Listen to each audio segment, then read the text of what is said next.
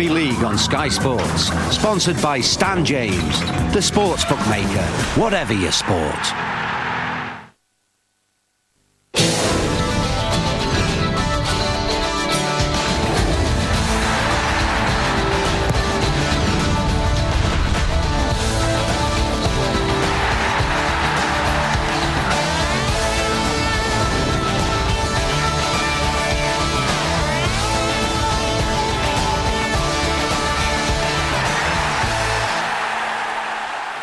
Boots and all is on the road this week. We're at the National League One local derby between Batley and Dewsbury. Geographically, there's just a good drop kick between the two towns, and so local bragging rights are at stake here, as well as vital competition points for them both. The Rams looking to go fifth. The Bulldogs will be just 2 points off the playoff zone with a victory here. Commentary on the game from Barry McDermott, Steve-O, and first of all, Bill Arthur. You really don't get much closer rivalry than this in rugby league anyway. Just a couple of miles separate these two clubs. And besides local pride at stake here at Mount Pleasant, there are 3 National League One points very much at stake for these two sides. For Dewsbury Rams to consolidate their place, for the Batley Bulldogs to try and hold their slide. And they have Craig Lingard at fullback, the wingers Ash Lindsay and Ollie Marnes, Danny Speakman and Chris Langley the centres, the halfbacks newly paired together, Richard Colley and Tom Hemingway. In the forwards for the Bulldogs, David Rourke, Chris Lythe, Martin McLaughlin, Anthony Henderson, Craig Farrell and the captain, John Gallagher.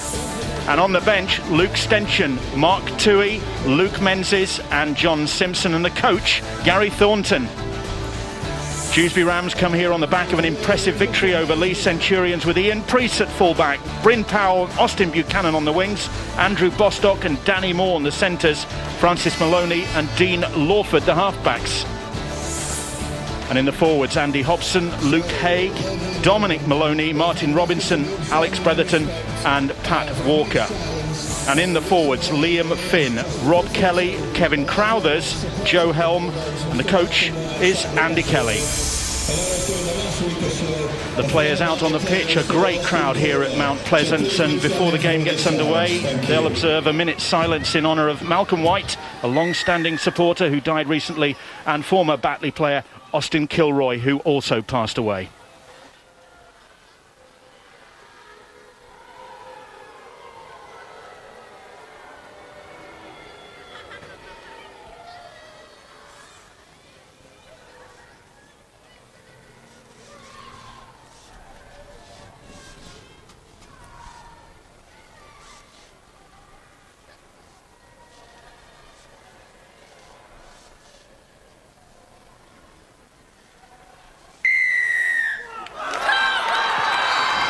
That'll be the calm before the storm here, because this, as we mentioned already, is a local derby. Gareth Ewer will have charge of it, and he can expect a fairly fiery start from these two neighbours. Not a lot of love lost, and alongside me, a man who's played in one or two of them, Mike Stevenson. Yeah, Bill, it's really great to be here because, as you mentioned, there's not a lot of love between either two, and I must say it'll be perhaps the odd drop of blood on show, because it is always traditional that these guys, especially in the forwards, they'll get into each other in the opening 10. Should be interesting. It's Tom Hemingway who gets the game underway for the Batley Bulldogs, playing in their customary strip. Dewsbury Rams in theirs, and Batley really do need to throw down the gauntlet early on here. Their form has not been good this season. It was great last year when they made the playoffs and shocked Leigh in the first round of the playoffs, knocking them out. This season they haven't been able to replicate that form, and it has been a real struggle for them. And in their last performance against Rochdale, they were woeful. So they've got a lot to prove. Dean Lawford, former Batley player, putting that kick in for the Dewsbury Rams, and Dewsbury will go into this game with confidence, having beaten Leigh last time out and established themselves. Really, they won promotion last season, and they're currently occupying a playoff place, and they could go fifth tonight were they to win this one. But I think they're going to have to hold their nerve, Barry, and maybe not get sucked into a confrontation, which is probably what Batley want. I think the key to any derby match is to keep your emotions and keep everything else pretty tight, and if anything, As you mentioned before, Batley are going to look to be extra physical and lay that dominant form down in the early stages. So I think both of you are right. I can see a bit of a confrontation or two coming up quite shortly. Well, this is going to be an important factor because, as you can see, this Mount Pleasant ground, it really does dip away, and it's got to be an advantage to the Batley side in the first half. Now, they've often said for many, many years here that it's worth maybe 12, 14 point start. That's how influential that steep hill can be. Is it 8 foot from one end to the other, this Actually, ground? I think it's just over 6 foot, Bill, but it's an amazing thing. I must say, though, I have never seen grass as good as this on the Batley turf. It used to be just a mud bath, and full credit to Jim Moore, the groundsman, you know. He works on his own, and it's just in absolutely fantastic nick, isn't it? Especially the conditions he's had to put up with in the last few days. Yeah, Yorkshire had more than its fair share of downpour this week in past, but fantastic conditions. It's just interesting, Steve-O, in your day, you know, I'm going back 20 years, 25 years, as Craig Lignard makes a bit of a break. Would you prefer to play up the hill or down the hill first? I always thought it was an advantage to get the first half away if you're going up the slope, and therefore, because you knew that, and when you look at the two sides, Maloney and Lawford, very good in that kicking department, and that really will be the key, and they will have that advantage in the second half. I think so. While you're making that battle of energy battles, it's important to not burn everything up in the first half, and sometimes you can do that when you're going down first. Well, it's Batley in possession just inside the Dewsbury half, and made a good start, and they've made a great break, and Hemingway is through. Tom Hemingway gets the first try of the game, and what a great one it was for the Batley Bulldogs. A great offload. I think it was David Rourke. It was John Gallagher. Fantastic offload. And Hemingway on his shoulder. Well, he's only his second game since he was signed from Huddersfield Giants. He's got great pace, and it's going to take him a bit of time to get attuned to his new teammates, but he was right on song then. Superb offload, just dinked into the tackle, back on the inside, and Hemingway, what about the speed? He's no slouch in Priest, but he took him on. But watch how he just takes the tackle, switches the ball back on the inside. This is sheer quality. Talk about having the confidence. As soon as he got that football, he knew he was going to go on the arc on the outside of the fullback. What a start. Well, Gary Thornton yet to take his seat in the stand, but he'll be delighted with that. That's what his side needed after their poor form of recent weeks, to steady their nerves. And Tom Hemingway, who's played Super League this season, out in Perpignan for the Giants against the Catalan Dragons, kicked a couple of goals in that game. And can he hit the target for his new club, having scored the first try of the game? Gives that one plenty of loft and is on target. A word from Joe Berry, the assistant coach, and Tom Hemingway, the first points of the game. The try from Tom Hemingway came from John Gallagher. Superb offload, but don't underestimate the part that Martin McLaughlin had to play in that. The support play meant that John Gallagher was one-on-one with his opponent and able to get that ball away. Fantastic start for Batley. Pretty good work in the forwards. It's obvious that Batley coach Gary Thornton quite happy with the new acquisition, giving them plenty of opportunity. It has been a problem with them that they've made the half breaks and they haven't had much support. It certainly was there then. There is Martin McLaughlin, once of Wigan Academy, and taking on the Dewsbury defenders. So Batley ahead by 6 points to 0 here. And fully deserved as well, and Andy Kelly, the Dewsbury coach, will have to get the message out that they've got to make sure that they stop the man offloading. Superb work from Gallagher, the loose forward, but they've got to close them down. That's good defence from Dewsbury, driving David Rourke back there. Well, this is just the first part of Boots and All, of course. There's more to come after this game, and you can contact Boots and All at that address, bootsandall@bskyb.com, with your views and your opinions on the game. Well, a silly play there by the centre, Andy Bostock. Tackle had been completed, just went for a second bite. They'd be right to be penalised. So it's very much Batley's start to the game. Tackle one, clear. As Craig Farrell takes that ball up for them.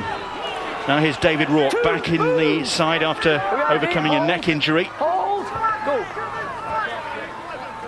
McLaughlin now.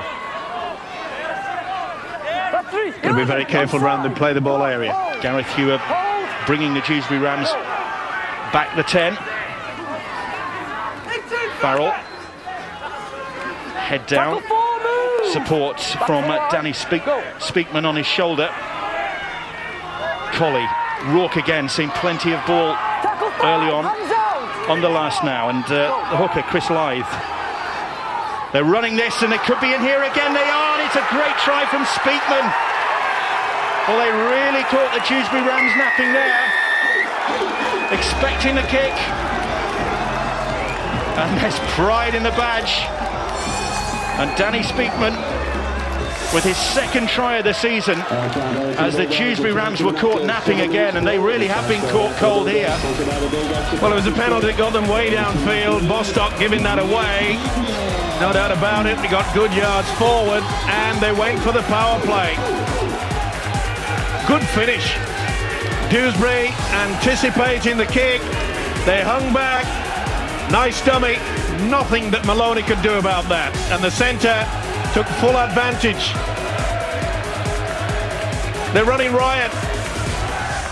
Well, I said already, Bill, that this slope, you run about 12 points, 14 points advantage. They've certainly got that back. They've got 10 of them already. Unbelievable play. They are a bit shell-shocked, the Red, Amber and Blacks.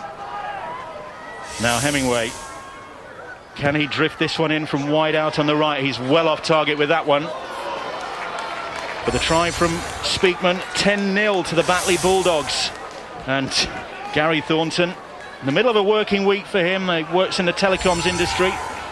And up and down the motorway during the week, but his mind has always been on this one, the big game for Batley supporters. Well, he certainly got the message out because it's been superb play. Perhaps Dewsbury thinking that they would just play heavily in the forwards, but they've been getting it out wide, and Dewsbury have to get their defensive line sorted out quickly. Quite an interesting tactical battle. Both coaches won the major awards in the National Leagues last year. Andy Kelly for League 2 and Gary Thornton for League 1, so some interesting tactics. Both teams seem convinced that throwing numbers at halfbacks will cause them problem, and it was no coincidence that Francis Maloney was the guy that had to stretch and really make that tackle. Fortunately, he couldn't get there in time. You do have an interesting clash in that halfback position, because you've got the old stagers in Maloney and Lawford up against the young guns in Hemingway and Colley. Hemingway just 20 years of age, Colley 23, and Maloney and Lawford the other side of 30. And at the moment it's the youngsters who are running the show. It's the Batley Bulldogs who are ahead by 10 points to 0. Well, they know it's going to be pretty hard going up that slope, but they've got to get back into basics, Dewsbury. With a little bit of the feel of the football. They've had very little possession. It's interesting, Steve, me and you both said that we'd when we played here, we'd prefer to go up the hill. You'd probably guess that Batley would know better than anybody else that a good start and a good kicking game can get you those early points and get you a massive start in the match. And also psychologically, maybe Dewsbury thought that, you know, we've got that second half going down the hill, and it has a great effect on the game. Neat little kick through, got a chance here. Lawford's kick took a ricochet. Buchanan was chasing it, but well dealt with by Ash Lindsay. Out there on the wing. Ash Lindsay's an exciting player, you know, Bill. Normally a halfback, very explosive, makes a lot of things happen with the ball in his hand, but unusually on the wing this week. Tackle 3, clear the rock. Great tackle there by the prop forward, Andy Hobson. He's a great character, Ash Lindsay. You might have seen him earlier on in the season on Boots and All as part of the Parachute Regiment project, when they took half a dozen players and turned them into parachute reservists. Some of them made the grade, some didn't. Ash Lindsay certainly made the grade. Really showed a side of his character there that won him a lot of admirers. Batley in possession and playing a very steady game here. They've settled well into the rhythm of this and dominating their opponents so far. A long way to go, and how dearly they'd love the 3 points here. 8th in the table, Batley, only 2 wins from 9 games so far, looking over their shoulders at that relegation zone. And Dewsbury in possession now, looking to mount a bit of pressure on the Batley line for the first time in the game, really. It's true, and we've talked about the pitch, and we don't want to labour the point, but it is definitely a factor, and probably when you're playing up the hill, it is a bit of a damage limitation until you get to the second half. But again, Batley with superb tactics early on, and a good run from Andy Hobson. He's still going, Hobson, taking them all on. Eventually it's McLaughlin who brings him down. That's lifted the Dewsbury supporters, and there are plenty of them here tonight, and they're behind that try line that Dewsbury are attacking at the moment, and Buchanan, I think, has got that one. Austin Buchanan was there for the bounce of the ball. Gareth Ewer doesn't need to consult video referee Tennant, and wonderfully well worked that try from the Dewsbury Rams, and Buchanan gets his 4th try of the season. Great work down that short blind side. Good work from Hobson, got him into the position, and it was the little chip over from Lawford. Superb weighted kick as well. Reads the game ever so well. Quite a challenge. Well finished it off by the ex-Leeds Academy player Buchanan. Knew exactly what was happening. You can't say the same for his opposite, Ash Lindsay. Great fight back. Putting the mockers on Ash Lindsay there, but Buchanan gets his 4th try in 5 games now, and a winger's finish that was, but a great kick from Dean Lawford, and can his half-back partner Francis Maloney match that with this kick? Way out wide in front of the Glenn Tomlinson stand here, looking to drift that one in, pushes it across the face of the posts, but Dewsbury have steadied the ship.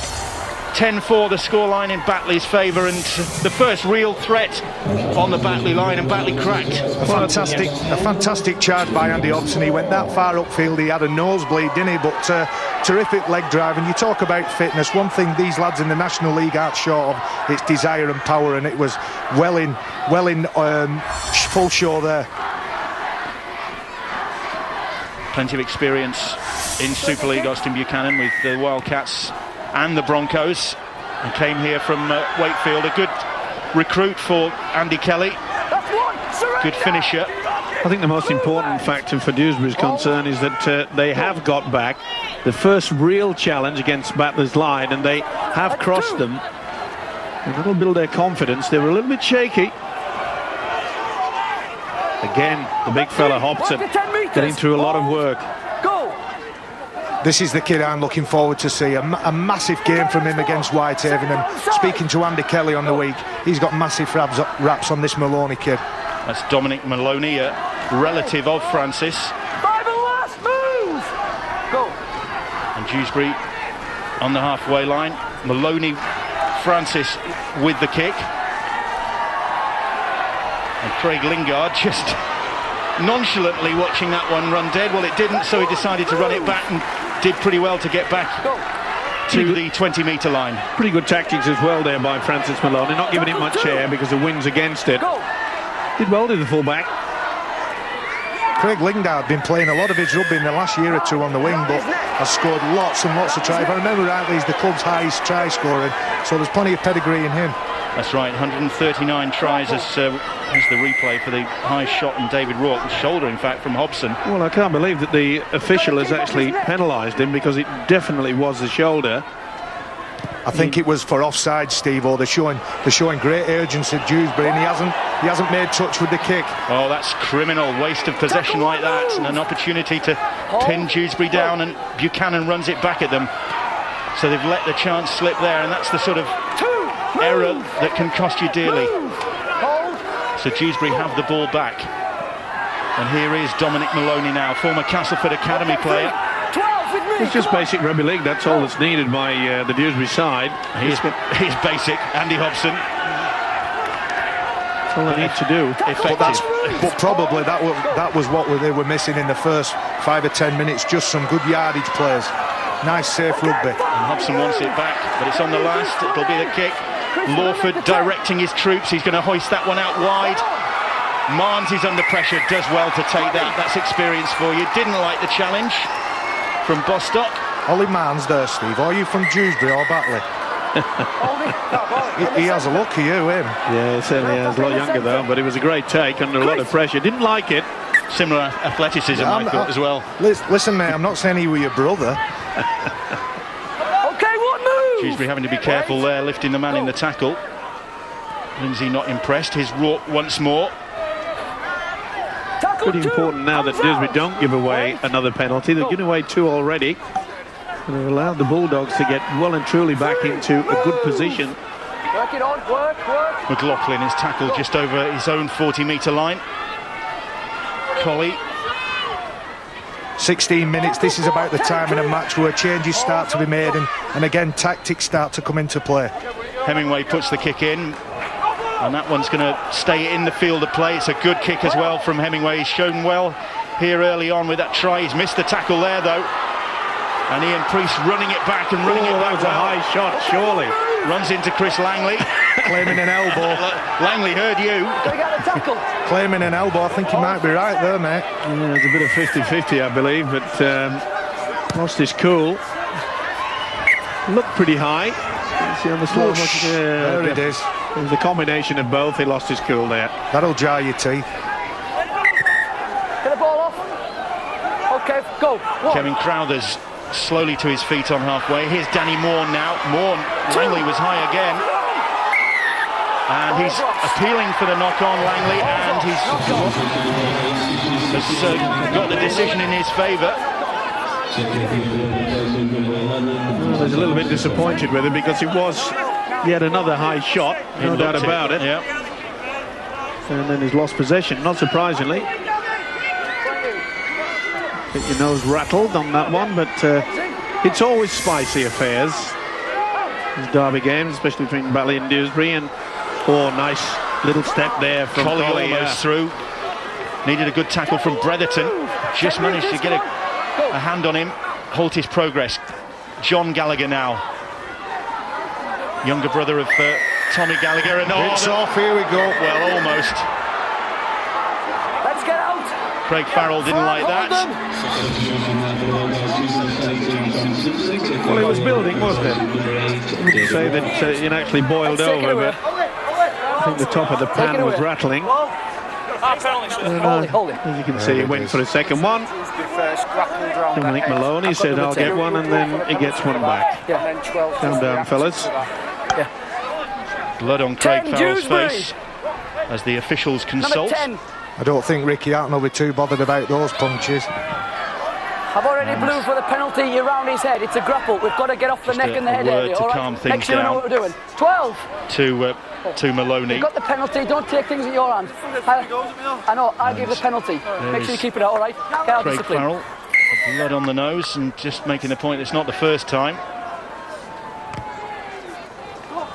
So just the first hint of a bit of passion in this game, boiling over. John Simpson is on the field and taking the ball up for the Bulldogs, taking it up strongly. Here is McLaughlin again, looking for the confrontation and finding it in Hobson. Struggling to get to his feet. Hemingway now. Hemingway trying to put the step on them. There's 3 of them to tackle him. About 5 metres out. Gallagher. Interesting to see, Bill, whether they go for the kick or whether they go for the power play option. Lythe was very close there. Hemingway with a little kick, looking for Langley. The ball's come back. Did he Back play to for one. the ball, though? No. Is it back to one? There's no signal from the referee yet. No, we're on the last. Gallagher puts the kick in again. It's still alive. It's still on the last here. And then Simpson goes without it. Took a big gamble there. Danny Moore went right in early. Did he time his tackle? Did he take the man before he received the football? I think he might have got away with it. It's interesting to contrast the 2 subs. Batley have got 4 forwards on the bench, and Dewsbury have gone for a half-back, a second row, a forward and a utility player. So very contrasting benches. Dewsbury withstanding that Batley assault on their line. It's the Bulldogs who are still ahead by 10 points to 4. They've upped the tempo slightly of Dewsbury, which they had to as well. Lawford with a kick. That's another well-weighted one. He knows this pitch, Dean Lawford. He's played here as a Batley player. Good defence. 10 metres. Good Marnes kick and good chase. forced across the field. Now here goes Ash Lindsay. Second tackle. Hands out. Struggling to get to his feet. Let's work at the ruck. Crowthers taking his time there. 3, clear. Go. Langley felt that challenge, I think. It's getting quite fierce out there. Simpson did well to hold on to that. Tackle full move. Tempo seems to have upped a little bit, It's hasn't getting it? tasty, isn't it? Good work from Farrell.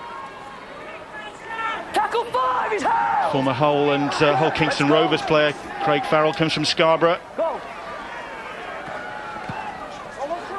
Collie puts the little chip kick in. Oh, well taken by Ian Priest. Did really well there, the full-back, and he's keeping it alive. Lawford stretching for that one. You can almost, as Priest set off, you can see Lawford thinking, oh, not me. Don't pass to me. Terrific skill from the full-back there. Look at that. Yeah, he's in outstanding form, isn't he? He's a tough cookie as well. But you're right there. Dean Lawford is a bit long in the tooth somewhat. He was desperate, wasn't he? Oh, it's got to be a penalty, surely. Well, Morn was picked up and dragged towards the touchline. They're lucky to get away with that.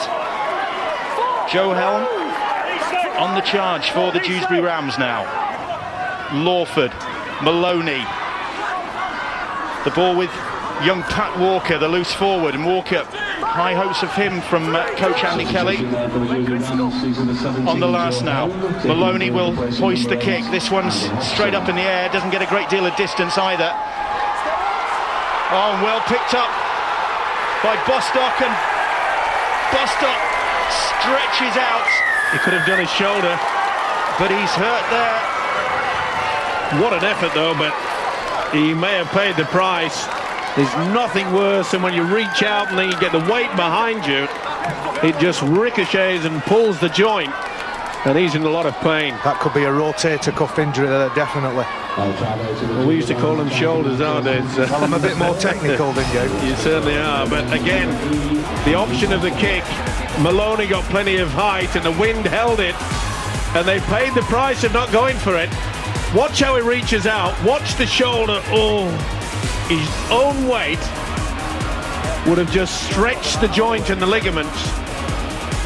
You have to go for possession. They failed to do it. And Danny Speakman has paid the price for not going for it. Full effort from this guy. But it would be a tragedy if he has to leave the field, but you can see the pain that is in already. Well, Maloney's kick didn't appear to be causing that much danger. It just went straight up in the air, but everybody else watched it, and Bostock was the one who reacted. And that's earned his side 4 points, but it could be at some considerable personal cost, because he's still out on the deck as Maloney lines up this conversion attempt. Successful with that, and the scores are level. So that great start from the Batley Bulldogs has been for naught, and they are pegged back at 10 points apiece, and Bostock in all sorts of discomfort there.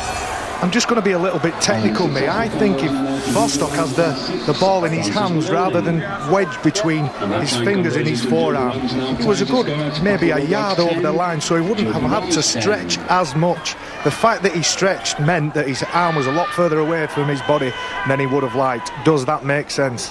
It certainly does, but sadly for the big centre, former Thornhill youngster, it was a wonderful effort though. Correct, and you talked about the two half-backs. You've got youth and experience for Batley, and you've just got guile and experience on the other side. And Francis Maloney and Dean Lawford, I would hazard a guess that they're one of the better partnerships in the league at the minute. Well, when it comes down to kicking, both tries for Dewsbury have come from courtesy of those two that Barry has mentioned. The first Lawford kick into the corner. There's some passion here on this set of six. I've just seen one of the Batley players fired up. He's lost that ball. Yeah. Expensive error. And that came from intimidation, speed of the line, and just good shots from Batley. Joe Helm really took it into the Batley defence there, but lost control of the ball there. And Batley will get possession in a very useful position. Meanwhile, Dewsbury having to do some reshaping. Andy Kelly without centre Andy Bostock, probably for the rest of the game now. It was a great hit though, wasn't it, from John Simpson, the big boy. Gallagher trying to go on his own, certainly had the Dewsbury defence on their toes Well, this is where Hemingway and Colley have to start combining. A lot of pressure there. Andy Kelly knows they're under the coach. Good work from John Simpson, and Simpson is over the line. He's held up. Take the ball, Says Gareth Hewer. Good defence from Dewsbury there, so he takes it back to the 10-metre line. Play the ball. Just for a moment I thought he was going to be able to stretch out. Hemingway is weighing up the options. Henderson takes the pass, but Henderson's going back. And there's another high shot there. Kevin Crowthers was in there, Helm as well. High tackle. I think it's Crowthers that Gareth Hewer is pointing to. Well, he certainly picked him out.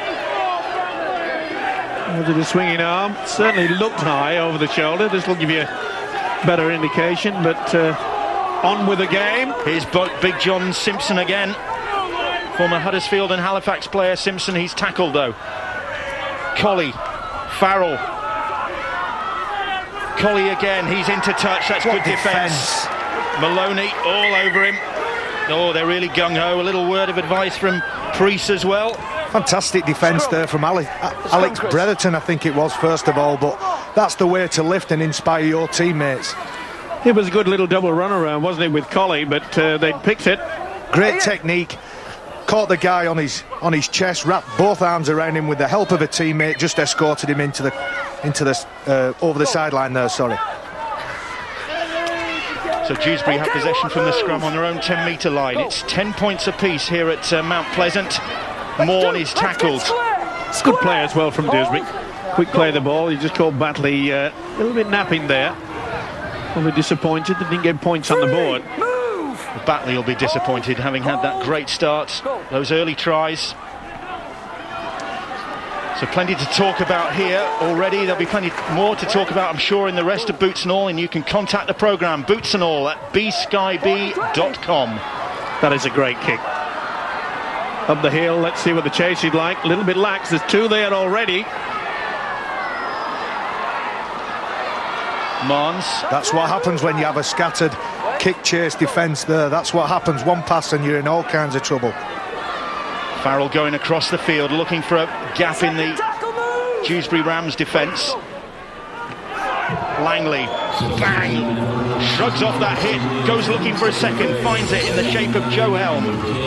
Up to the halfway line. Plenty of enthusiasm from both sides. Really are running onto this football. The fitness level is pretty high. Luke Stenchen takes the tackle, former Leeds Academy player, as was John Gallagher there. Now, they haven't utilised that dip into that corner once, Batley, which has rather surprised me. But look what they do. No, they don't. They put it up in the air, but I thought you were going to be so spot on there. Well, it's such an advantage. Well, that kick was easily dealt with by Ian Priest. Are they targeting the fullback? Are they trying to give it the fullback for the first tackle because maybe he's better off for Batley, or for Dewsbury, sorry, when he gets the ball from acting half and scoots away? So sometimes you've got to look a little bit closer. Batley offside. But I must say that the way that Ian Priest, the Dewsbury fullback, has been playing so far, quick tap, that's good thinking. They gained valuable metres forward there. There's Dominic Maloney again, making grounds for the Dewsbury Rams. Here's Joe Helm, former York City Knight player, 5 seasons at York. Signed the start of this campaign by the Dewsbury Rams. Maloney now. Walker. Bretherton. Pretty difficult for a defence to try to work out the tactics from Dewsbury when you've got such experience. Maloney comes down the right-hand side. Lawford is acting out there on the left. He'll probably get it next. Here is Lawford now. Crowthers outside him. Batley wise to that one. The tackle from Chris Langley. Lawford once more, and Dewsbury just upping the tempo a little kick. That's from Lawford, almost running kindly for Pat Walker, but they've certainly just upped the tempo. What skill from Dean Lawford there. He got the ball and laid it flat and kicked it right on the corner. Bit of a banana kick, really. And it's funny we mentioned Dean Lawford. I played with him at the really early stage of his career at Leeds, and he was by far the most skillful player I ever played with. Could spin past 20 yards both sides and hit it right on the button when he was kicking and passing. So some fantastic skill on show from him. Certainly one of the best rugby league brains going around, I must say. And it was a good kick into the corner. They nearly caught Ollie Marnes out of position. He couldn't get a fingertip to it. Simpson now. Looked a bit high there from Crowthers. They're going to get away with it. Gallagher always trying things, and the wind really blustery now, and it's behind the Batley Bulldogs at the moment as Hemingway puts that kick in. That's way too strong that time. With the wind and the slope, that was always going to run dead. Here's Austin Buchanan now. Again, discipline from the Batley side. And he's dropped the ball. Play on. Gallagher has snapped that up. Buchanan holds his head, feeling groggy. Austin Buchanan was looking for the floor there. He was looking for the quick play of the ball, and because the hooker wouldn't give up, rightly gained the ball, rightly forced the error. Well done. Move. Mark Toohey was taking the ball up there for the Batley Bulldogs. Good work here from Speakman. Already one try to his name this evening. Marnes. That's a wild pass which Colley has to retreat to pick up. They've lost a little bit of momentum now. 3 tackles gone. Good step from Chris Lythe. Stenchen, great offload from Stenchen. Oh, and Marnes couldn't get the ball away. And they're in touch. Speakman desperately trying to rescue the situation, but a promising, just for a moment, a promising opportunity. Well, it should have been a try. It was not the best pass from Ollie Marnes, who'd done a switch with Speakman. He had a second to make his mind up. He had a second to catch it and pass it, and probably would argue he did as good as he could do. And not a centre, a winger, and rightly so, Steve-O. They swapped, and perhaps a little bit more experience and a better centre might have made that pass, and they were definitely, and that's definitely a chance. No advantage. Offside at the scrum. Batley. Pretty good refereeing there. There was no advantage to play on there. And very quickly. Good yards again from the quick tap. That's working well for Dewsbury. That was Joe Helm who made the initial yards for Dewsbury. And then Liam Finn. The penalty count just in Batley's favour by 4-3. But that latest penalty for Dewsbury has taken them into the Batley half, and 33 minutes gone. Maloney in possession. Been very impressed, Barry, with both sets of forwards looking for possession. Lawford for Crowthers. Crowthers trying to find a way through. Good tackle from Henderson. Simpson there as well for Batley, but defending desperately here as Finn goes for the line. Oh, he's got it away, and it's been knocked on. Did the referee see that one? Well, I think the touch judge has drawn his attention to it. Well, there's a few players just standing around that they thought perhaps it might have been an offside position.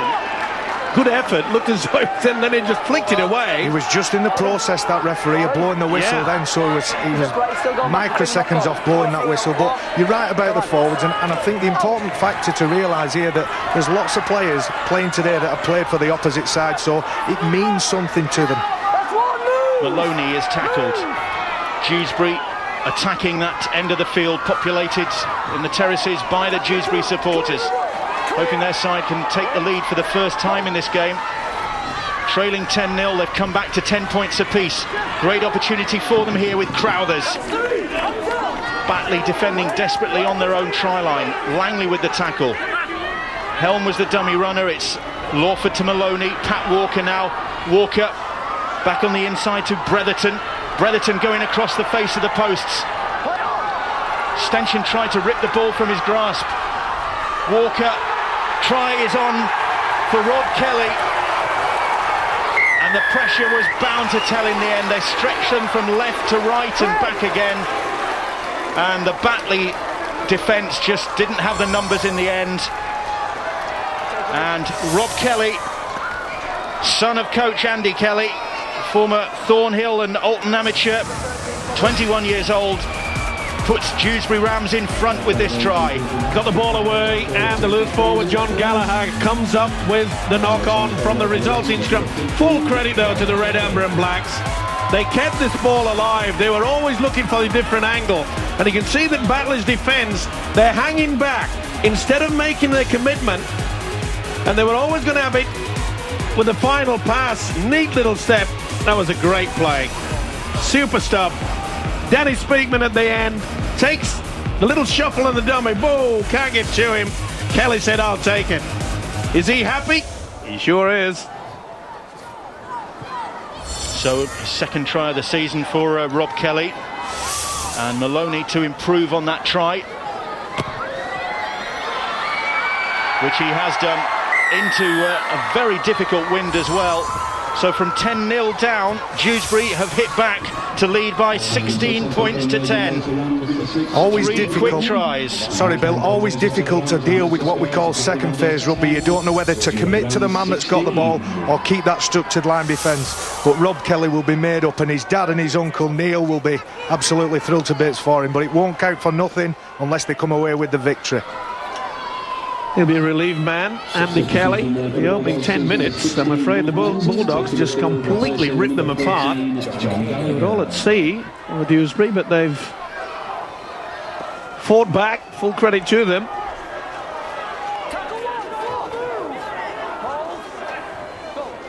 So Dewsbury, and they'll have the wind at their back and the slope in their favour in the second half.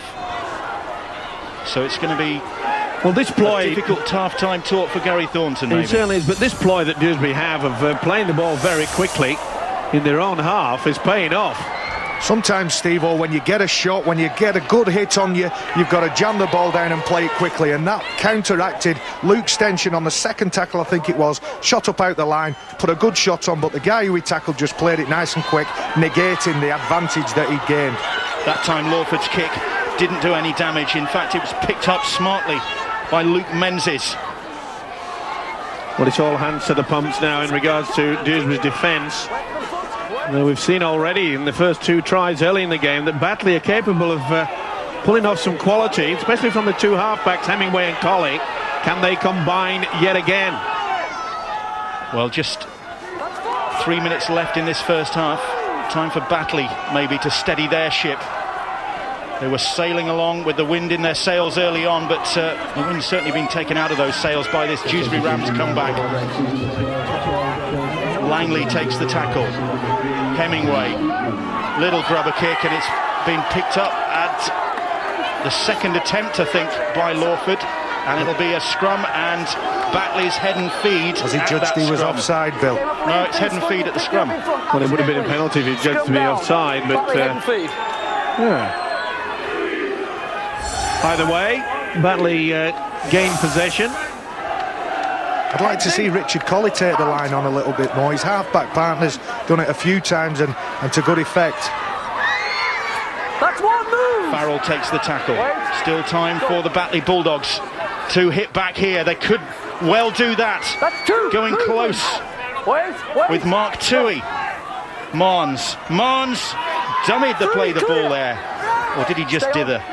Either way, almost created an opportunity for himself.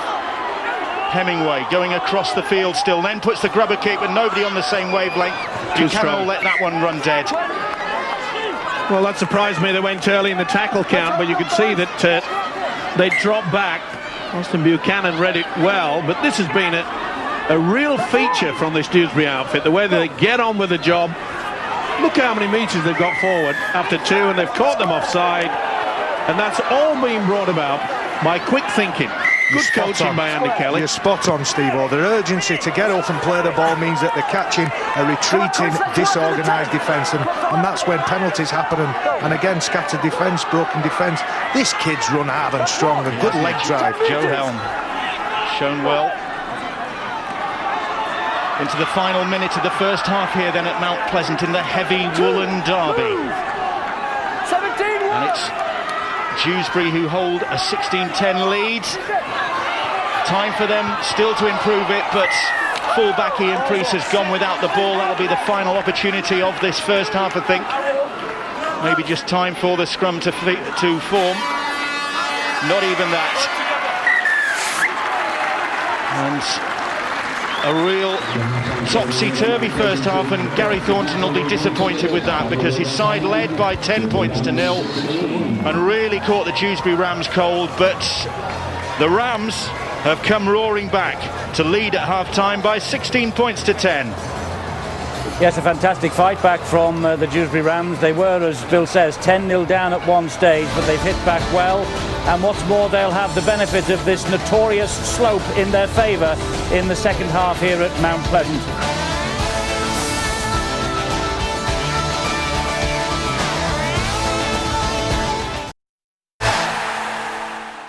Boots and All's on the road again this week. We're featuring Rugby League's closest local derby. The clubs are separated by 2 miles.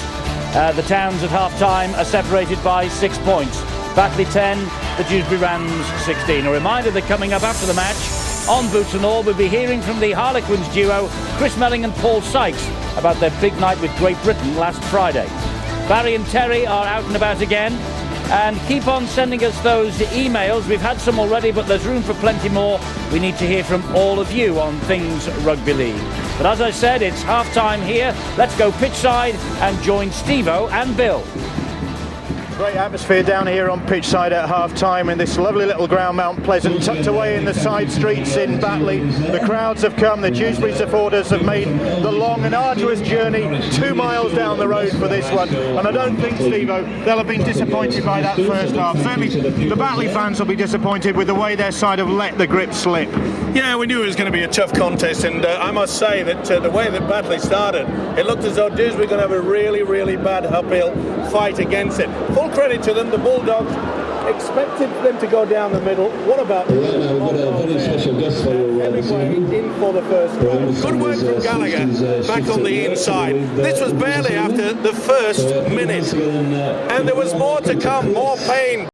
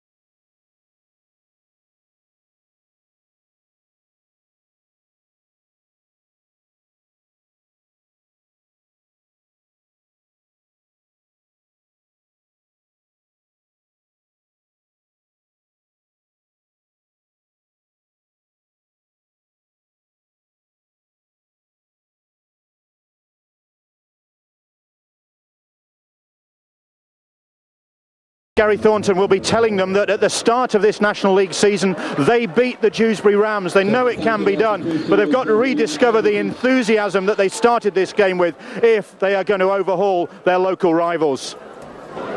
Thanks to Bill and Steve-O. Then the second half coming up, but don't forget you can keep in touch with us here at Batley via the email with all your rugby league views. The usual address.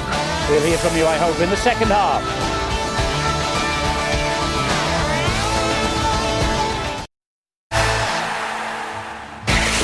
Well, Super League took an international break last weekend. We come back with a bang Friday. It's Leeds Bradford at Headingley, on course to be a 22,000 sellout.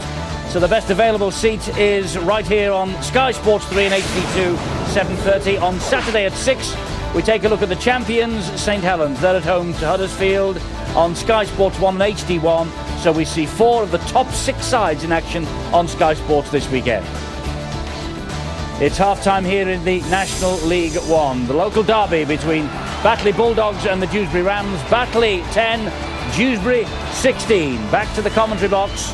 Steve-O, Barry McDermott and Bill Arthur. Bill, some guys have all the luck. Thanks, Eddie. Yes, and Dewsbury were certainly simply irresistible as they came back in that first half. Batley, the birthplace of the late, great Robert Palmer, one of its claims to fame. And Dean Lawford, a former Batley player, will be marshalling this Dewsbury Rams side in the second half. Downhill, the wind behind him. Surely he's going to kick the Batley Bulldogs into submission, isn't he? I think you're right, Bill. I think that also Francis Maloney will come to the fore. As I mentioned in that first half, they do take opposite direction. Lawford takes the left-hand side and Maloney on the right. But it really surprised me that Batley did not kick once into that corner. Amazing. The home side, they play here so regular, they must know it. Every inch of this ground. Well, you say that, but in Hemingway and Colley, of course, they've got two young players who don't know it that well, and they're just getting to grips with playing on what is a bit of a different ground in this day and age, isn't it? I just touched on it, the half-back partnership. I just feel that Colley needs to take the line on a little bit more. He's not much of a threat when he stands and passes. He's not committing anybody, and that half-back partnership is vital to Batley at the early stages of this match. Well, which way will this go in the second half? Dewsbury thumped Batley 49-6 back in February in the Northern Rail Cup. They could do that sort of damage. Then again, opening day of the season, Batley beat Dewsbury 24-16, and hooker Chris Lythe got a hat-trick that day. So don't really have it in them. Don't write them off, Bill. I've seen it so many times that, you know, you could come out in the second half and you think to yourself, and that is a bad mistake. They went for the power play when they should have gone for the kick. Lack of understanding there. But the thing is that maybe you've got to get it out of the brains of the Dewsbury players. So we're playing downhill, we'll win. You can't do that. They've got to work hard like they did in that last 20 minutes of the first half. They were impressive, Barry, with their forwards. Absolutely. I just think the strength is coming off the bench, and you just had to look at the urgency that the Dewsbury players showed in that previous six, or in this set of six, where they just put the ball, got it off the Batley player, put it down and played it straight away. Great shot there. Luke Stenchen it was, really put the shoulder into Dominic Maloney. There's a bit of passion out there at the start of this second half. Steaming onto the ball, Bryn Powell. Boom.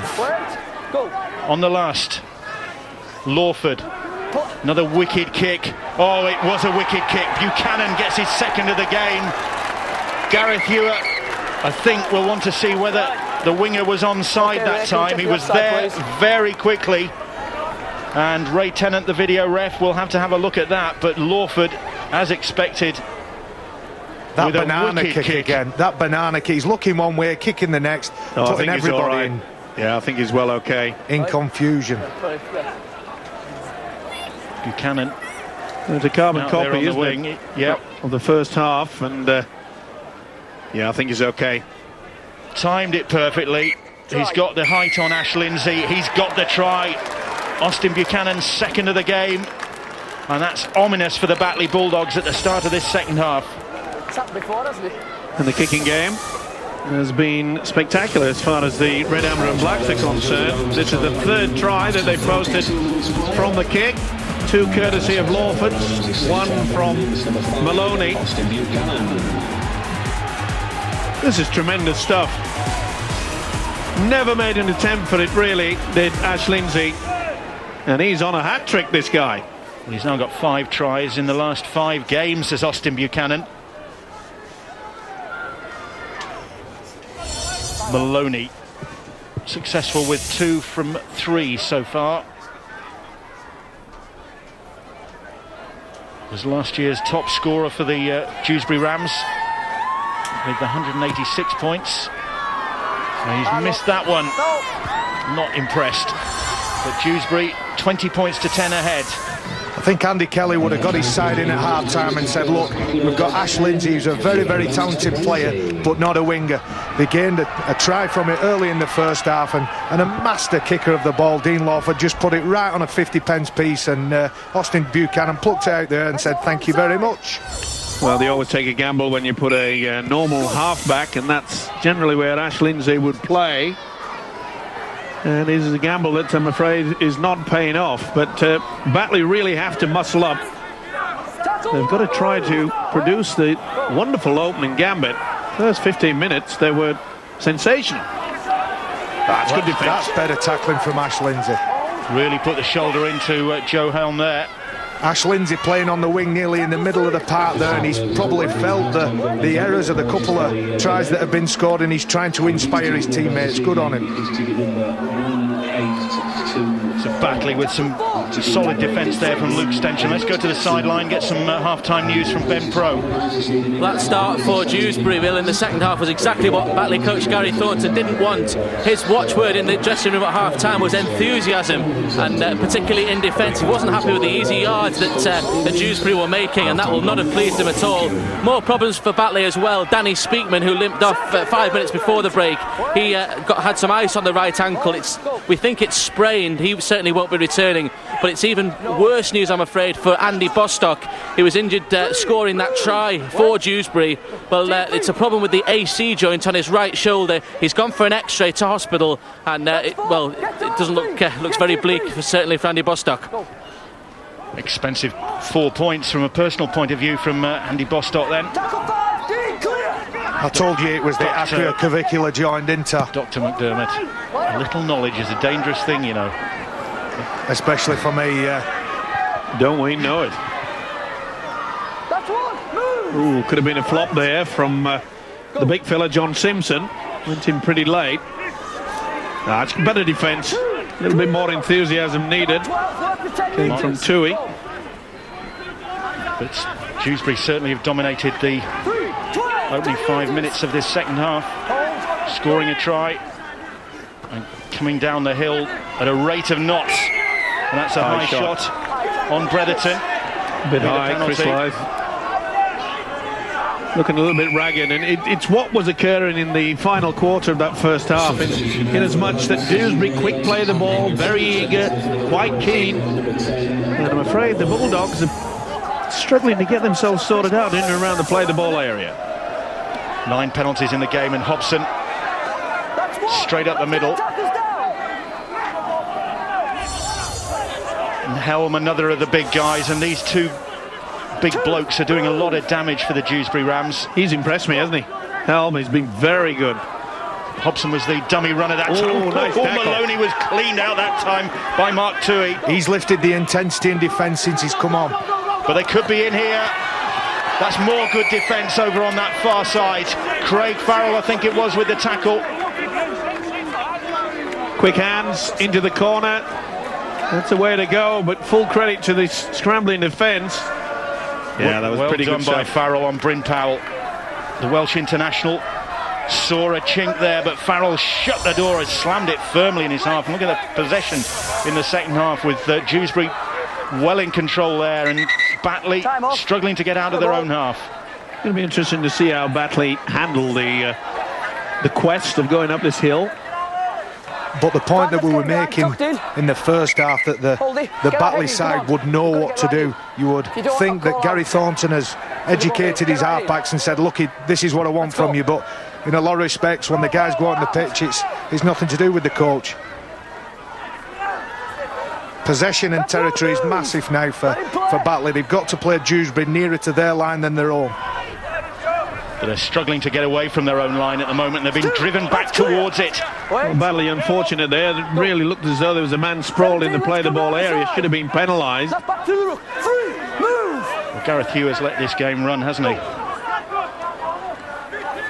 There have been 9 penalties, but there's been plenty of open play. Henderson. Plenty of heavy stuff as well. Henderson still legs pumping, and then the legs leave the ground and he goes back. Eventually plays the ball. Oh, kick pressure. Well, Hemingway really wasn't expecting that to happen quite like that. Pat Walker, it was, rushed out the line and just put lots of kick pressure, and it was just a hurried, quick as you can, get it away, put it on the toe, and hence the gain of about 15 or 20 metres. Spot on, Barry, the pressure that you apply. Let's get it tidy. Kick was Heads poor. in. Heads in. Get in. So Dewsbury will take possession just inside their own half. The ball with Bretherton. Alex Bretherton, Move. former Wakefield Academy player. And here's Joe Helm, and Helm, he really has worked hard. He's come out of the scrum at front row and chased about 60 metres there to get the second hit up. Mark Tui's been putting himself about as well in defence for the Batley Bulldogs. Maloney and Lawford combining. And now it's with Danny Morn, and Morn almost through. It needed a good tackle from Tom Hemingway to stop him. Pat Walker, Lawford, Kevin Crowthers. Now will it be Lawford or will Francis Maloney get the kick away? It's going up high off Dean Lawford. It is. It's another kick for Lindsay to deal with, and Lindsay manages to pat it back, and it's tidied up by Chris Langley. They got away with that one by the skin of their teeth. It was almost went pear-shaped for them. Again, good tactics. The experienced captain Dean Lawford going into that left-hand corner. Oh, that's a good run. Chris Langley, he's been around as well. He's only 26, but experienced with the Bulls and Huddersfield Giants. Now teaching in York. Farrell. They need something to lift their spirits, the Bulldogs, at the moment. Maybe the half break, maybe the chip over the top. There's no sweeper in there. Batley aren't asking any questions, Steve-O, because of the position, because of the place on the field where they are, but that's intelligent. He's chipping and chasing, but Priest did really well there. You know, if any young guy that I've seen on a football field looks nothing like what a rugby league player should be, it's this Ian Priest. He runs in awkward, good option. We were calling for the little chip over the top, but he just puts his body on the line, this kid. And what should a rugby player look like, do you think? Not like him. 10 metres. But don't all fullbacks do that? I mean, oh, great ball, Hobson. And Maloney is away. Good cover defence. Needed to be a good tackle. But they're still coming forward here and here. Oh, Priest, we've built it up. He was kicking the goal already, was a full-back. Oh, and he looks to the skies. He was on the right line and all. He'd gone straight into the gap, just on an inside slide. The defence was going the opposite direction, but I think you're right. Fantastic offload from Andy Hobson there. He was careering down the middle of the field, Priest. He was like a runaway train. I think you're right. I think he was putting the hand up in the air and waving to his mum and dad in the crowd before he caught it. 7. Well, they've come up with a knock-on, and Batley will come up with a possession, but again, they'll be coming out of this scrum and looking at this steep hill to go all the way. It's a big climb, isn't it? It certainly is, and the way that Dewsbury are defending, they're going to find it difficult. Gallagher. The point I was making before, Dewsbury, when they've been in good positions, have had second phase rugby, they've been offloads, there's been intelligent cutting passes. Batley can't do that because they're virtually on their own line all the time. By the time they get in good position, it's time to kick. They've got to break that cycle. Well, this will be the first time on their set of 6 if they get anywhere near the halfway line, and they can do that now. This is where it's got to be a good kick and chase, apply the pressure. Oh, they've got the penalty. Oh, they needed that. And Dewsbury just too quick off the mark there, and John Simpson was tackled by players who'd come from an offside position. Chris, come on. They want to take the tap. Remember, they missed in the first half the kick for touch. It is quite windy against them. Go. First real opportunity then in this second half for the Batley Bulldogs to put some pressure on this Dewsbury defence. It's been all Dewsbury so far. So they come down the short side. Colley doing as asked by Barry Mack and taking him on that time. Now here's Hemingway. Bit of pace about him this time, and then Hemingway slips into the challenge from Kevin Crowthers. They haven't got to panic, Batley, now. They've got to try to keep down that. OK, if they can't get over the trial, then at least try to get a second set of 6.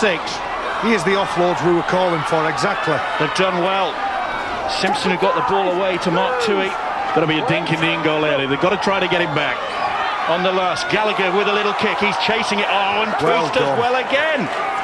Showed some bravery there to get down, put his body on the line, shield the ball and collect it, and a big let-off for Dewsbury, because I feel that Batley were getting that roll on that they've wanted for the last maybe 12 minutes.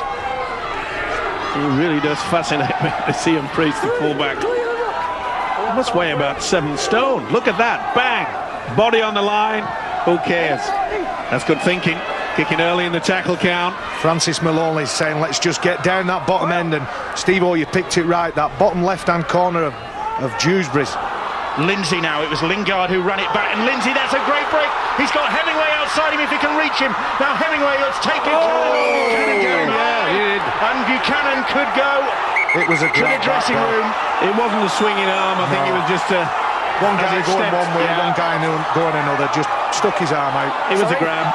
Wingers can't tackle anyway. Dewsbury 5. Oh, well, I think it was a lazy one. Sorry? Well, they're normally all lazy. His body's going one way and he's reaching back with his arm. But anyway, I think the right decision here by the referee. It's not a send-off. Get ourselves under control. We've got a series of... Make sure we get a bit of a ticking off, but this could be the turning point. Austin Buchanan with that lazy arm. They're great friends, of course, with Ryan Bailey from the Leeds Rhinos. I wonder if Ryan Bailey did it, would be we saying the same thing. Tommy Hemingway have got up to take that penalty kick, which is what happened then. That's one move. He did, and Batley haven't given this one up yet. A long way to go, and Simpson once more. And Dewsbury players piling in to make the tackle, all wanting a piece of that one. Here is Hemingway. Colley now. Colley, short ball. It's with Mark Toohey. Toohey's driven back in the tackle. Again, control defence by Dewsbury. No one coming out of the line on his own. Colley goes himself. Dewsbury just reacts in time as he went down the short side. Hemingway. Step from Hemingway, not fooling anybody that time, and it's on the last. Needs to be a good kick now. Gallagher is there to take over the kicking duties. Shape to kick, tried to go himself. That'll be the turnover. That is not good tactics. It's not, but they're turning the ball over in the right part of the field. I think that's a poor option, but not a bad place to give the ball over. Here we go. Well, it's a spirited resistance, this, from the Batley Bulldogs. They've seen their lead. Eaten away, and it's been snapped up by Craig Farrell. Farrell trying to go himself. He's still going, is Farrell. And eventually they stop him just a couple of metres short. What good work from Craig Farrell that time. It's a great spirit from this Batley side here. Colley. High tackle. And he's going to get the penalty. Colley again, he's starting to take the line on and he's causing some indecision. And when a young, fit, athletic player is running at big forwards, you're always going to get mistakes and errors like that. Got to be the quick tap. No point going for the 2 points. And Hobson was right round the neck there, and referee having a word with him. Gallagher now, the ball out wide to Lindsay. Lindsay going for the corner. Can he get there? Fantastic defence, Dean Lawford. Unbelievable. He spun him on his back and then he rolled over Lawford's body. What a big body it is. This is incredible. Watch this. Come to me, roll over, and that'll do it. So fantastic, Dean Lawford. Well, what a great effort from Lindsay to try and get that ball down in the first place, as he was being spun around as though he was in a tumble dryer. Well, he's not noted to be the quickest player in the league as this fella, Dean Lawford, but the effort that he's put in there, well, they'll be talking about that for quite some time. And look at that, how that's lifted Dewsbury now. Look at the way they're charging onto the ball. Great commitment from both sides here. Oof. Maloney just managed to hold on to that one. So Dewsbury have weathered the storm up the other end of the field, and now they're coming cantering down the hill, looking maybe to kill off this Batley side. They lead by 20 points to 10 to the Dewsbury Rams. Well, Lawford was put under pressure momentarily there, but had the experience to get out of trouble. Well taken by Ollie Marnes, climbing to take that ball. I think it's a big shoulder charge from Andy Hobson. And what's Batley's enthusiasm, and how are they going to react? Fantastic short pass there. Lindsay is tackled by Liam Finn. Gallagher now. Gallagher for Chris Langley. Langley bursting onto that ball, but Austin Buchanan was there to make the tackle. So was Martin Robinson. Come on, Austin, we've got to make an effort. Lindsay. Good refereeing there by Gareth Hewitt. 5. Quite a few of the players, especially Dewsbury ones, are just loitering in that play the ball area, but he's not giving the penalty. He wants to. That's a poor kick. Kick and fielded by Priest. Your mate's positional play was excellent there, though. He guessed it right. He had the whole of the pitch to go for, and Priest got it exactly right. A little bit of and he's won his side of penalty as well. Yeah, he's milked that very well indeed, as young Priest. He might not look one, but he is one, Steve-O. Oh, without a doubt, he's the talent. Look at this. Look, sir, look, sir, look, sir. Well, I don't really think he had to work that hard to get that, did he? Sufficient. So, Dewsbury up to the halfway line. Maloney. To Maloney. Dominic. That is. And now here's Andy Hobson. Hobson sent off earlier in the season against Whitehaven. Has returned to the side to have a big impact. Langley going for that ball. Buchanan hasn't got there. It's still going on. And eventually there'll be a knock-on somewhere along the line, and Gareth Ewer will bring him back to the 40-metre line, and Dewsbury will get head and feed at the scrum. Langley it was. Well, I think he just went for it. Well, he's deemed that he's actually gone for the football. It's so difficult with this new rule. It's good hustle from Batley, though, isn't it? Haven't they lifted? Well, they know that the clock's ticking away. We're approaching the final quarter, and at 10 points down, they've got to produce something. Bretherton almost ducking under the tackle there. Oof. And Maloney slipping into that one. I beg your pardon, it was Rob Kelly it was. Priest has gone without it, again. And Marnes has picked it up, and ever since he started extolling his virtues, his game's gone to pieces. That's amazing. They had the opportunity on 2 occasions to wrap this game up. He's mad with himself. Hemingway, Henderson. I'm just going to make the point, Barry, that Dewsbury haven't been down the Batley's quarter for quite some time. They've got the ability of Maloney and Lawford perhaps go for the 1 point. Good offload by Gallagher to Langley. Langley will take on Priest, and Priest will make the tackle. Stood his ground. Is 10 points in front any better than 11 points in front? I'm not sure, Steve-O. Oh, just psychologically. Batley supporters trying to lift their side. McLaughlin is on to try and do that one as well. It's got to be a good kick. Give the opportunity to try to regain possession, even if it's a dropout. Colley hoist that one, it'll hang in the wind, but there's no challenge there. But there's no challenge from Dewsbury either. The ball's come all the way back to where the kick was made, and it's been picked up by the Dewsbury player, by Bryn Powell. Well, what a schmozzle that was. And then they get the penalty. Well, Batley had umpteen opportunities to get that ball then, as Dewsbury stood and watched, and nobody wanted it. It was a lack of communication. It's yours, and then, no, it's not. It's anybody's. I think they were probably so keen and so eager to compete for that ball that not many people were behind the play, and the players that were behind the play weren't sure what ruling the referee was going to decision the referee was going to rule. But it's the old adage, always play to the whistle. Yeah, Robinson almost through there for Dewsbury. Hobson now, and Hobson has gone without it. Good shot from... Was it reefed? Good shot from Martin McLaughlin there. Came out the line, shot out and put the hit on Andy Hobson and dislodged the ball, should we say. I'm not sure he appreciated the way Hobson took the ball up then. Felt the knee was lifted. Well, they're still not out of it. I think he probably did, yeah. When you see a player coming in out of the corner of your eye, you go in self-preservation mode, and that reaction, although he didn't like it, Martin McLaughlin, it's quite natural, I can assure you.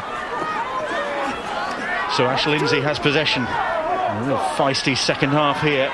Just the one try so far, scored by the Dewsbury Rams to extend their lead to 20 points to 10. Henderson didn't like that. Tempers just starting to boil up again. Dominic Maloney, that's the second time he's gave away a penalty like that. A little bit of frustration creeping in, trying to lift his teammates, but I'm afraid you're not going to do it like that, Dominic. Dewsbury getting frustrated because they haven't put this game away yet. Oh, without a doubt. They think that they should have done it, but they need to just settle down slightly. Well, Batley know that if they can get points back here, they could yet make a grandstand finish here. McLaughlin taking him on out wide, and that's great defence from Dewsbury that time. Nowhere for McLaughlin to go. Colley. Here is John Gallagher. Had Henderson on his shoulder. Dummy runner needs something to confuse the defence. That's a good run from the hooker. He's close. Chris Lythe, who scored a hat-trick against Dewsbury earlier on in the season, very close there. Gallagher, Hemingway now. Hemingway puts the kick in. Buchanan's missed it. Oh, did Lindsay get there that time? He reckons he did. Ooh, I'm not too sure. I'm not so sure either. Well. I cannot believe that. It looked to be bobbling all over the place. Let's take nothing away from the kick into the corner. Buchanan, the scorer of 2 tries, have come up with an error. He had the chance to defuse that, but it looked somewhat dodgy. Touch judge was right on the spot. He was there. It was a good kick from Hemingway. Oh, there's no way. If we see the replay, well, this is controversial to say the least. We'll get it here. We certainly will. And that is no try. Did he have control of it? No whatsoever. It's kicked by Priest, I feel. The touch judge is in a perfect position. He's ruled on that. I think he's spot on. That's it. Can't go for it anymore. He's given it. I think he's spot on. Let's congratulate the touch judge. Well, either way, Ash Lindsay, who was at fault for 2 of those Austin Buchanan tries, has turned it round. He's got one back. And Austin Buchanan will be kicking himself. Talking of kicking, can this man get the extra 2? Hemingway has kicked that one into the teeth of the gale. And this game is really heading for a fantastic conclusion. Batley 16, Dewsbury 20. Well, the momentum is swinging. Look at that. Gary Thornton likes that. A really intelligent kick, bobbling on the floor. Austin Buchanan didn't do as well as he could have done, and it's always a contest in conditions like this when the ball's on the floor. Game on now, lads. So look at the enthusiasm now that's pumping through the bodies of this Batley Bulldog side. They looked out on their feet. Dewsbury had 2 golden opportunities, both by the same player. Ian Priest, the full-back, and put them both down. Well, we're in for a real classy finish here. Still plenty of time. 15 minutes on the clock. Langley in possession. Joe Helm back on the pitch. The first half when he came on had a real impact on the game, and his big charges really lifted his side. Can he do the same this half? They need it. David Rourke out there as well now for Batley, just taking the tackle there. And Hemingway. That kick will turn Ian Priest around. And the chase is good from the Batley Bulldogs to pin him down just good work from about John 12 Gallagher. metres out. Kick's only as good as a chase, and the loose forward was there. It's amazing what a try can do for a side. The rain coming down again in Yorkshire. There is Helm, and they're wise to him in the second half. They weren't going to let him get up ahead of steam that time. Mark Toohey again, that's about the 3rd or 4th time he's come up with a real impact when he's gone in and he shot off the line and spot the runner and just boom. The crowd's liking this as well. Really liking the enthusiasm being shown by the Batley side. And Maloney just trying to calm things down. Pin the Batley Bulldogs down inside their own half. Lindsay takes the ball just over his own 20-metre line. Ollie Marnes is there. Second tackle movement. Farrell on his haunches in back play for Batley Bulldogs, suffering from a bit of cramp by the look of things. You've got to give Batley a lot of credit, you know. They didn't give up the ghost. That's about the 4th time Anthony Henson has run at Dean Lawford. Maybe they're targeting those 2 players. Ooh, that was high from Dominic Maloney. They could pay the price because this man, again, has given away a silly penalty. He finished up in the neck. Come here a minute. Don't need you, fella. A young player, a very talented player with a great future in the game. But if I'm not mistaken, he's been on all 66 minutes of this match. Maybe a sit down, 5 minutes. Look, get back to basics, Dominic. Okay, it's severe enough. Well, they could lose the game for them when midway through the second half it was the Dewsbury side in full control. And the Bulldogs have dug deep. And they have the momentum. They get in the possession. This dog walk. Doug's dug deep. Dug deep. Hot diggity. Well, it's Batley in possession with Richard Colley. A growing influence on this game. Farrell now. Dumped to the ground. Big hit on him out there. In the gloom on the far side of the field. Gallagher now. Rourke steaming onto that ball. Batley Bulldogs with their tails up. Going for the line with Lythe. He's over the line. Can he get the ball down? He's knocked it on. Gareth Ewer was right on the spot. And again, we've hammered Dominic Maloney for the last couple of minutes, and his weight and his presence of mind there just managed to add that weight and denied the hooker of a try. He was quick thinking, wasn't he, Chris Lythe, going for it. There's a couple of good runs near to the Dewsbury line. Now this is where composure has to come into it. Batley can't do what Dewsbury have done in the last 15 minutes, and that's give away silly penalties. Helm is tackled. Here's Danny Morn now. Morn runs straight at John Gallagher, and the young Batley captain, only 21 years of age, making him a pretty young captain in this company. But Gallagher equal to the task and certainly leading his side from the front in this storming second half fight back. But here come the Rams. Forward pass, has got it right. Forward. At a time when they don't need to do that, if you're going to force a pass, you've got to be behind. And that is silly play. I think that was a set move, Steve, and he'd had it in his mind he was going to throw the pass before he threw it. Again, going a bit technical there, he passed off his outside foot. If Pat Walker would have passed off his inside foot, straightening up, I think it probably would have been a legitimate pass. The thing is, though, Barry, they don't need that. They are the team in front, and they have squandered the opportunity when their kicking game has been pretty solid. I think you're right. I think you were spot on when you talked about Francis Maloney penning Batley down in that corner. Oof. That looked forward from Tom Hemingway to Langley, but slightly. They're looking tired a bit now, Dewsbury. They're not as sharp defensively in the first and second markers. Gallagher Lythe now, and here's David Rourke. He's been honest all game, and he's just put it under his wing and run it in at 100 miles an hour. I don't think there's been a bad player on the field today. There's been plenty of commitment, that's for sure. Colley now. Farrell. Almost nearly got the ball away to Marnes. Colley once more. Well, that's going nowhere. It's picked up by Hemingway eventually. Hemingway puts a little kick in. Lindsay gets on the end of it, but that's the end of that set of 6 for the Batley Bulldogs. Well, it nearly paid off for them, and this is at the jumper time now. 10 minutes to go. Good drive from the forwards. Maloney or Lawford kick it right down into that far corner.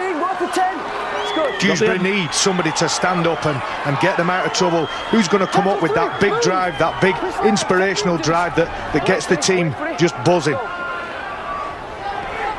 Well, Dominic Maloney still out there. A win for Dewsbury, take them up to 5th place in the table. Not bad for a newly promoted side, and another defeat for Batley, leave them looking over their shoulders at what's happening behind them. Just Doncaster and Sheffield down there. That one went backwards I'm not from sure. Ollie Marnes, and Marnes gets away then to make a few more yards. He was fortunate then. But the most important factor is that the kick was good. Yes, he got the benefit of the doubt from the official. But this is where they want to try to keep Batley. Good work, well done. Ooh, that looked forward, didn't it? Looked to knock on either way. But that's the place they need to be putting that ball in. Make Batley work hard off their own line. Don't be lazy. Mentioned Doncaster and Sheffield below Batley Bulldogs in the table. Those two meet again. Anthony Henderson at Dean Lawford, and Lawford is the one who'll be going off, and he can't complain really, because it was he that Gareth Ewer picked out after the last high tackle by Dominic Maloney. And that all came about by, the kick was good, no doubt about it. Sorry? He has warned them several times as Gareth Ewer, the official. And without the captain and down to 12, this is going to be very dodgy times. Gallagher then taking the ball up straight up the middle for his side. Chris Lythe. He's worked hard, this hooker. He deserves a try. He's a very lively character. Here's Hemingway. He is another one. Started the ball rolling for the Batley Bulldogs. And they really are finishing with a flourish here. Lindsay will take on Austin Buchanan, but this time he's going to end up in touch. That's great defence. Wonderful stuff. He may have come up with an error, Austin Buchanan. He scored 2 tries, but he has come up with the defensive ploy of the game. Again, Austin just caught the man and ushered him onto the sideline. One thing you've got to do in rugby league is stay on the island, and Ashley Lindsay will be very disappointed with that. We mentioned the Doncaster-Sheffield game. It's Doncaster now. They're not the Lakers anymore, having dispensed with that nickname. Do you think Lakers, because in Yorkshire, a Laker is somebody that plays rugby, do you think it was Laker as in Yorkshire Laker, or Laker as in American Laker? Or that there was a pond at the back of the stadium? I'm not sure. Well, if it was a pond, I'm afraid this week it would have been a lake. Yes. Go. Let's work around the ruck. Now, composure is needed. They're down to 12. And this is where the experience of Francis Maloney will come. Spot on, bob on. What's the chase like? Lindsay back there to field that ball for the Batley Bulldogs. Stay on the island, lad. Oh, and Morn is taking him towards the sideline. He just manages to stay in the field of play. Hemingway. Gallagher now looking for Simpson to make some yards, so he does, up to the halfway line. Still plenty of time for Batley. They don't have to force the pass yet. A couple more minutes later they may have to. And Dewsbury down to 12 men with their captain Dean Lawford in the sin bin. Now is the time for the Batley Bulldogs. McLaughlin is going to take a big effort from Dewsbury. Colley now looking to use his pace. Got to be a good kick. They've gone the short blind side. Chris Lythe. Oh! Hey, can he get in there? He's in, you know. No, I think he's taken out in touch. The touch judge is happy with that. Dewsbury appealing. The try is awarded. Priest can't believe it. Hobson can't believe it. And Chris Lythe, a hat-trick against Dewsbury in that opening day victory, has got a try that has brought the scores level. What a finish here. Well, he's deserved it. He's worked really hard, especially in the second half. And again, a bit of controversy. He took them on the blind side. It's difficult to say one way or the other. They took the dummy. Maloney was there. It's hard to see from that, but the referee, it was a good run. You don't take the dummy in these games. Oh, he's got that down. A try. He's got It's a cracker. That's a try. Fans around me furious at that decision, Dewsbury supporters, but I tell you Yeah, what, the that is slow a motion. great finish from Chris Lythe. Didn't Chris Lythe take the right option there? It was a gamble. If he'd have got caught there, they would have given the ball up in a decent position as far as Batley were concerned, but he went from a zero to a hero very, very quickly there. Fantastic piece of play. Very aware hooker, and Chris Lythe worked really hard. What a kick this for Tom Hemingway then. Way out on the touchline. What an early hero he could be. He's got it! He's kicked it in only his second game for the side. Nerves of steel from Tom Hemingway, the lad signed on loan from Huddersfield Giants, who's popped that one over. Lythe with the try, Hemingway with the conversion, and Batley are back in front. What a beautiful dummy. And they took it. They tried everything. Maloney and Priest, but he had the wherewithal to get it down. Give him some credit. He dummied with the right hand, put it in the left, and scored it with the left. 22-28. They fully deserve it, but Andy Kelly, the Dewsbury coach, will be looking at the video and saying, how on earth we've lost this. And I'll tell you the reason why. They've given away too many penalties, one which cost them dearly because Lawford was sent to the sin bin, and there could be more points coming from the Bulldogs. They certainly have finished the stronger, haven't they? The half-backs, Hemingway and Colley, have got more influential. They just haven't given up, have they? They've kept playing the waiting game. They've worked the possession, worked the position, and they're taking the right options more often than not. Full of confidence, they're trying to get on with it. They want more points. Got to be a good kick. Well, it's straight into the arms of Austin Buchanan, not the best kick, because this guy can return a ball at speed. Well, that was a bit high. The tackle from Chris Langley. Now then, there's still time for the Dewsbury Rams, certainly, to pull this one out of the fire. Batley can't give a penalty away here on defence. Hobson, furious at that last try, but in fact the replay's showing that it was fairly scored by Chris Lythe. Liam Finn. Here's Helm, taking him on until he runs in to John Simpson, and Simpson hanging on to him, trying to make the tackle. Stolen that ball, that's going to be a penalty. He was losing it as well, and he found it in his hands, John Simpson. Now the signal has gone out already, I think. You can't have a board meeting on it, but he was losing this ball with Joe Helm. He tried to get rid of it, he'd lost it, and it just finished up in the arms. He gave in to temptation. He was like a kid in a sweet shop there. He just couldn't resist the ball. You're right, if he'd have put his arms up, it'd have been Batley ball. Sweet shop, and the lollipop landed right in his arms. Hobson driving Dewsbury forward. Can they pinch this one in the last couple of minutes? They're only about 20 metres out now.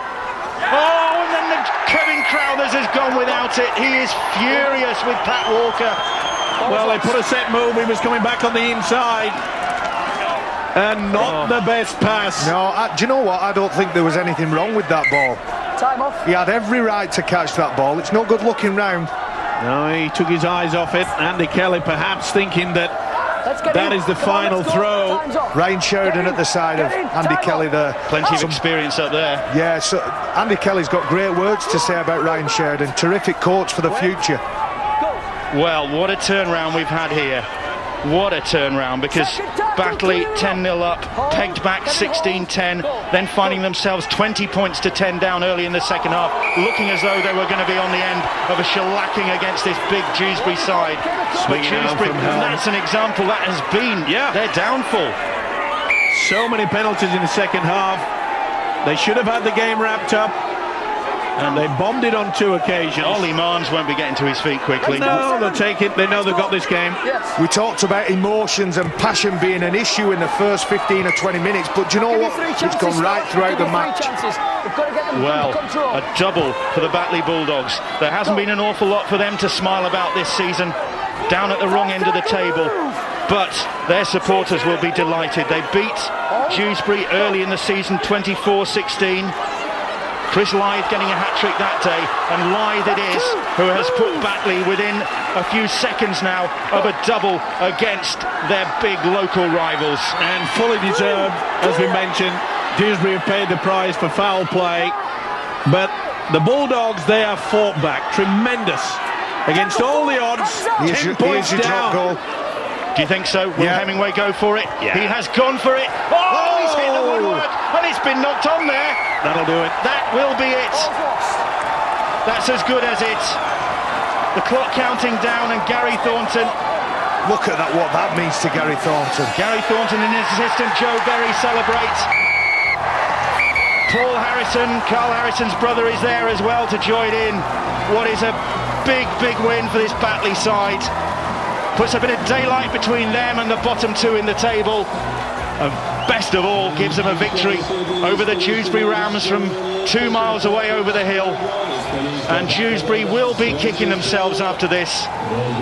But this was always going to be a real test of character, and what character this Batley side have shown. Exactly, we talked about the conditions, we talked about the slope, and they played it perfectly, and they fully deserved the win. They played the conditions, they played the territory, and just did all the little things right, and the 2 half-backs were fantastic tonight. Well, let's hear what the coach thinks of it. Gary Thornton's down on the pitch with Ben. Gary, the win in the end, it must have put you through the ringer. Yeah, it was another close one. Like to save up for entertainment value here at the Bulldogs. So, yeah, it went right to the wire. I knew it would do. I knew it'd be a close game. We said at half-time we're just going to dig in there, keep going. Asked for a bit more enthusiasm from them in the second half, and I certainly thought they delivered. 10-0 up within 7 or 8 minutes, and then Dewsbury stormed back. They went ahead, and then you had some real work to do in the last quarter of that game. We did. We made the perfect start, and we did speak all week about making a big start here. And then we got a little bit sloppy and let Dewsbury back in the game. But fair play to Dewsbury, they're a decent side. They got two cracking half-backs there. But yeah, second half we rallied real well, and I thought it was a superb performance second half. Well done, Gary, congratulations. Bring in Dewsbury boss Andy Kelly. Andy, the game just slipped away from you at the end. Yeah, it did. I thought we were pretty poor actually in the second half with his execution. We didn't get to the kicks were poor, and some of the discipline was a little bit lapsed. I would like to see the last try again, and obviously I'll have to wait while I get home tonight, but I thought we maybe should have, such a vital position, we maybe should have had a look at it. And jostling for position in that top six, really need another win to consolidate the position in that top six now. Oh, we need a few wins, yeah. We're far from comfortable. We're a fledgling side in National League One with a lot to learn, and again Batley taught us another lesson, and it's about 80 minutes football and never giving up on the game, doing the things that you do well and making sure you go through the 80 minutes doing it. And in this part of the world, it's a result that hurts, isn't it? In some respects, yeah. Any defeat hurts. I don't take any defeat lightly, and it being Batley doesn't make it any more hurtful or less. At the end of the day, we've got to lick his wounds, get on with the job, and we've got a big game again next week. Thanks very much, Andy. You're welcome. Well, a cracking game here at Mount Pleasant, probably the best that we've seen in our coverage of the National League this season. And Batley Bulldogs have won by 22 points to 20. Bill, Barry Mack and Steve-O, your commentators, and over 2,000 in here to see it as well. Well, what does that mean in terms of the National League One table? Widnes, Castleford, Whitehaven leading the way at the top. Lee, Dewsbury, they stay inside the top six, but for how long? Because behind them the race is joined, and well, it's a terrific race this year. And this is the winning try. This is the moment when the Batley Bulldogs realised they were going to go home tonight, the winners. What does it mean in this part of the world? Well, after Tom Hemingway kicked this off the touchline, how about that for only his second match? That's what it means to the coach, Gary Thornton, and to all of his staff and all of his players down here at Mount Pleasant. A fantastic match then from the National League One. Great entertainment, I hope you'll agree. Time for a short break again now. When we return, it's Boots and All Matters. Send us your views. We have the usual email address. And of course, Barry and Terry have been out and about as well this week. Find out what's been going on when we return.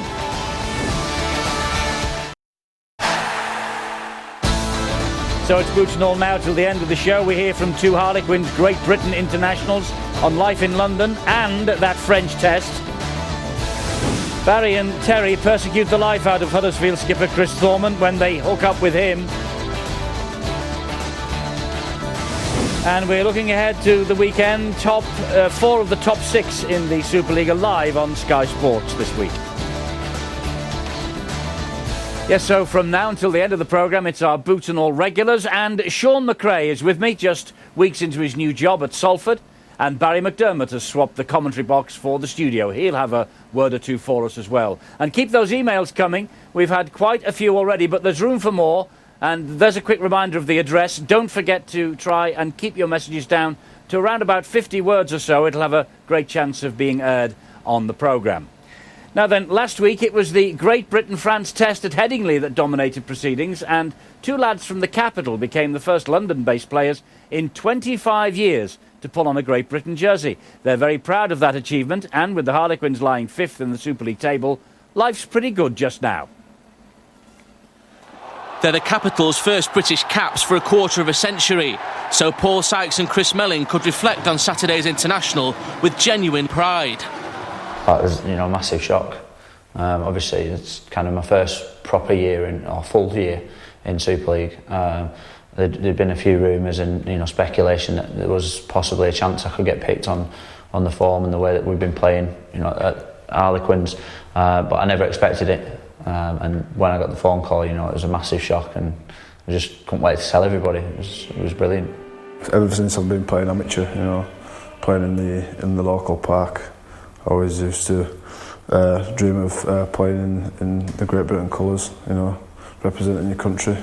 So it's really extra special, Mum and Dad were a bit emotional, to say the least. and kind of my girlfriend was with me when I got the call, so she was kind of real chuffed and, you know, couldn't believe it. Just a real good feeling. International honours have followed a campaign which began with victory in the champions' backyard and continued with a string of impressive scalps.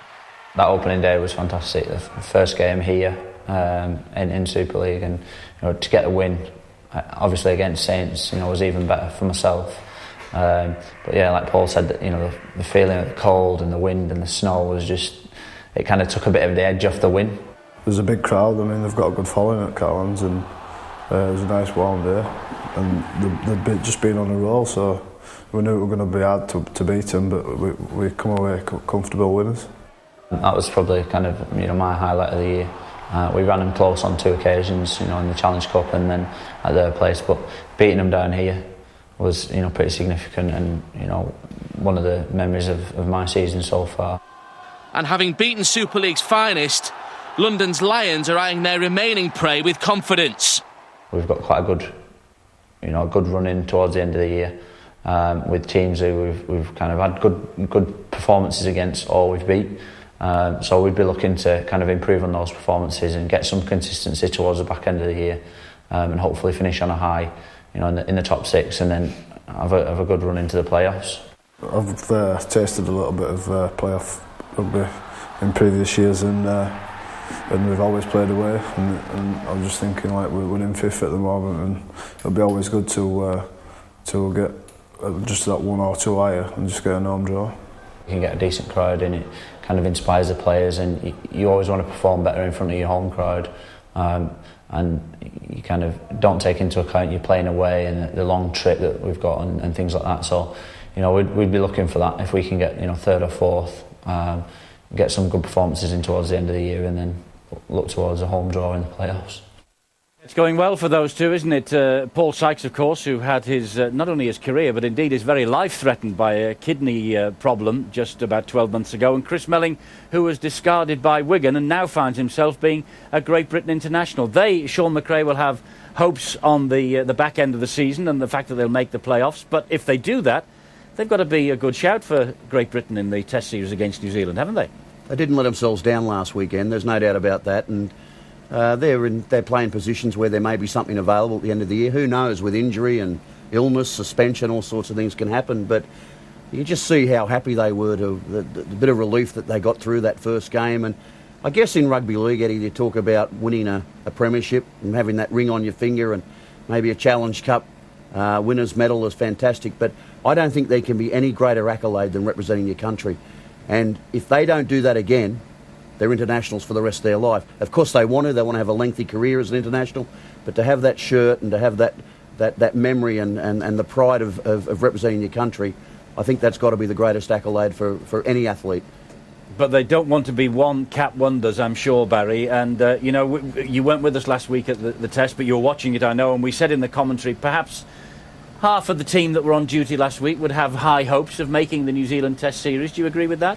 I do, but I think it's about getting through the finish line, and like Bomber said, there's lots of things, lots of scenarios that can happen between then and now, but they've certainly acquitted themselves well in what probably has been the biggest test of their career. And can I just say how sartorially elegant Mr McDermott is tonight. It's a wonderful choice of shirt. I'm not sure about the tie. It's a very strong, powerful man that can carry off pink, if you must know. But I'm just a mannequin, me, for my wife. She dresses me and I walk out the house. But she gave you a 38-inch jacket last week. She did. I did have a wardrobe malfunction at Bradford, but don't rob a bank with Eddie anyway. I thought we weren't going to mention it. No, we'll always drop you in it on this programme. Well, I mean, we're overshadowed by the man tonight. It's not role reversal, though, is it? You don't dress your wife, do you? If she dresses you to go out, you don't have to do the same? There's no reciprocation there? Made me dress in my wife's clothing once or twice, but that's in the privacy of my own home. Thank you very much. Let's draw a veil about that before we go any further. There were no Super League fixtures last weekend, of course, so it's as you were as far as the table goes. The running begins this weekend, and the running for the playoffs is underway. For those also trying to avoid relegation, the running begins.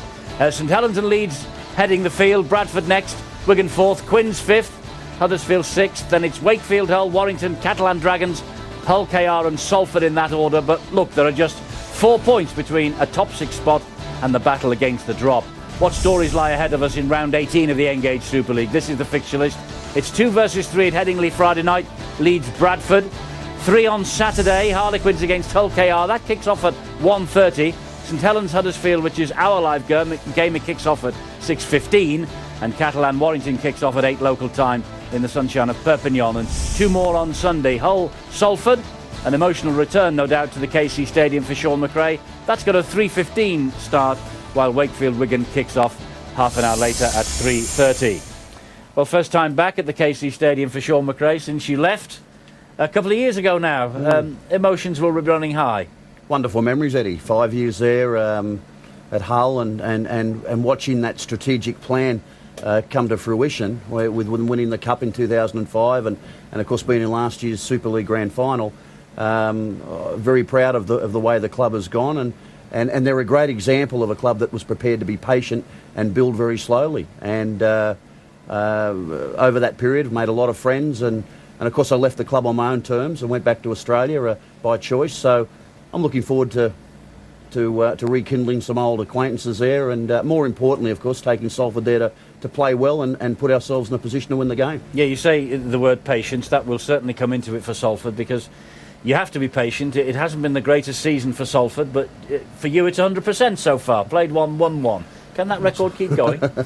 Well, I'd like to hope so. I mean, 10 games to play and there's plenty of football. You just mentioned about the premiership table there, the competition table. I mean, it's actually only 7 points that separate last from 4th position, so it really is clustered at the moment. And I guess everyone needs to handle the pressure of the situation, and we're no different, sitting on the bottom of the table.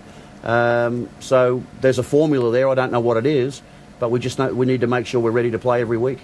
Well, 4 of the top 6 you'll be able to see with us live on Sky Sports this weekend, and the headline match, Barry, no doubt about it, the full house at Headingley tomorrow night, Leeds and Bradford. Now, the Premier Derby in UK rugby, might I add, but fantastic match in prospect. What about Batley and Dewsbury? Yeah, it's maybe in the top 15 or 16, but no, a lot of passion, a lot of pride going to be shown by both sides. Leslie Vinacolo possibly playing his last match. There's talk of Steve McNamara in it, possibly if he needs him, bringing him back for Wembley. I don't think he will, but it's a terrific gesture. I can't see any of the players from the Leeds side showing any homage to Les before and during the match, but there'll be plenty after it. I'm sure there will. You know, what happened at the Millennium Stadium between these two, is that all now under the carpet and forgotten? Without doubt, that'll be on the front of everybody's mind, and maybe they nicked it in the game at Odsal as well. Probably didn't deserve to lose that night, either did Bradford, but Leeds will take the points, and again, history counts for nothing, but sometimes it can motivate you a little bit. It can, and Sean, in this match over the recent past, it's gone right down to the last set of 6, and one club or the other has won it. And you're not surprised. Look at the matchups there; they're very even. You've got 2 different styles of play that both Leeds and Bradford have, yet they both suit the players that they have, and they know each other so well, both the people in their own team and the opposition. So you're not surprised that it goes down the wire. I don't see any reason why it won't do the same on Friday. Should be a great game of rugby league. Indeed so. Steve McNamara has never beaten Leeds Rhinos as the Bradford coach, Barry. I can't say I'm wanting him to break that trend, but I probably disagree with Bomber there. I think with the 2 games that previously have been played, they've both been tight. I think one team's going to run away, and probably everybody knows where I nail my colours. You think so? You think it could be a charge away? I do. Mind you did think that Dewsbury were going to win this, didn't you, tonight? No, I said Batley, if you remember. Thank you very much. Yeah, you're a good judge. Saints and Huddersfield then on the Saturday night with us. One of 3 matches in the Super League this weekend on Saturday. A repeat of last year's Challenge Cup final. St Helens, who can stop them? Well, any team on their day can, but I think St Helens have also got to be a little bit below par. I do think they are the benchmark side. Huddersfield have had a little dip, haven't they, the last few weeks? But you have a weekend off, so it's an opportunity to refresh, to regenerate, recover from some injuries. So you'd expect that they would come out and fire plenty at St Helens, but you're a brave personal tip against St Helens at Knowsley Road. They just seem to have every position well covered, very few weaknesses in their armoury, and they've also had a little break as well, so I'm sure they'll be fresh. Indeed so. We have some good news coming up for the St Helens Club in a few moments. If you have a view about rugby league, don't forget to send us an email tonight. We'll be able to pick it up here at Batley. There's the address for you. And keep the messages down to about 50 words or so if you possibly can. Now then, some sad news for Wigan and Michael Withers this week. The Wigan full-back has been forced into immediate standing. He rose to fame in the colours of the Bradford Bulls. He had 8 hugely successful years at Odsal. His most controversial moment coming in the 99 grand final against Saints. Did he touch that ball? The video referee thought so. Revenge came, though, 2 years later. He got a hat-trick at Old Trafford, and he went on to be man of the match, and he lifted the trophy. He was transferred to Wigan last winter, but he's managed only 7 appearances for them, his last on Sky Sports in the win at Leeds on the Tuesday after Easter. It's always sad when any great player calls time on his career, Barry, and it's sad for Michael Withers that he's had to go out with he's only scratched the surface of a Wigan career, hasn't he? Yeah, I mean, he would have wanted to show the Wigan spectators what he was all about, but I'm with you, Eddie. I can't stand to see Warriors, and I use Warriors because that's what rugby league players are, not going out on their own terms. And as I said before, I was lucky enough to do it for Leeds at Old Trafford and got a great reception, and those memories will live in my mind forever, and sadly Mickey Withers not going to get that. Indeed not. A Warrington fan agrees with you. He sent us an email. It's unnamed, other than he is a Warrington fan.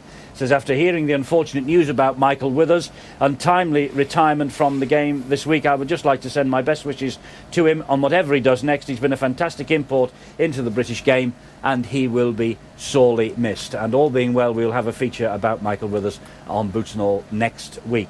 But it's a sad day, isn't it, when people have to leave the game under these circumstances, as Barry says. Yeah, I think Barry's right. The only thing I would add to that is that at least Michael Withers has had plenty of time on the field. I mean, he's probably a 30 or 31-year-old player who's had enormous success. So he's been able to achieve so much. Often we see a 20 or 21, 22-year-old player go out of the game and they had all that in front of them. But Michael Withers has been able to achieve so much in a lengthy career, both in Australia and in the UK.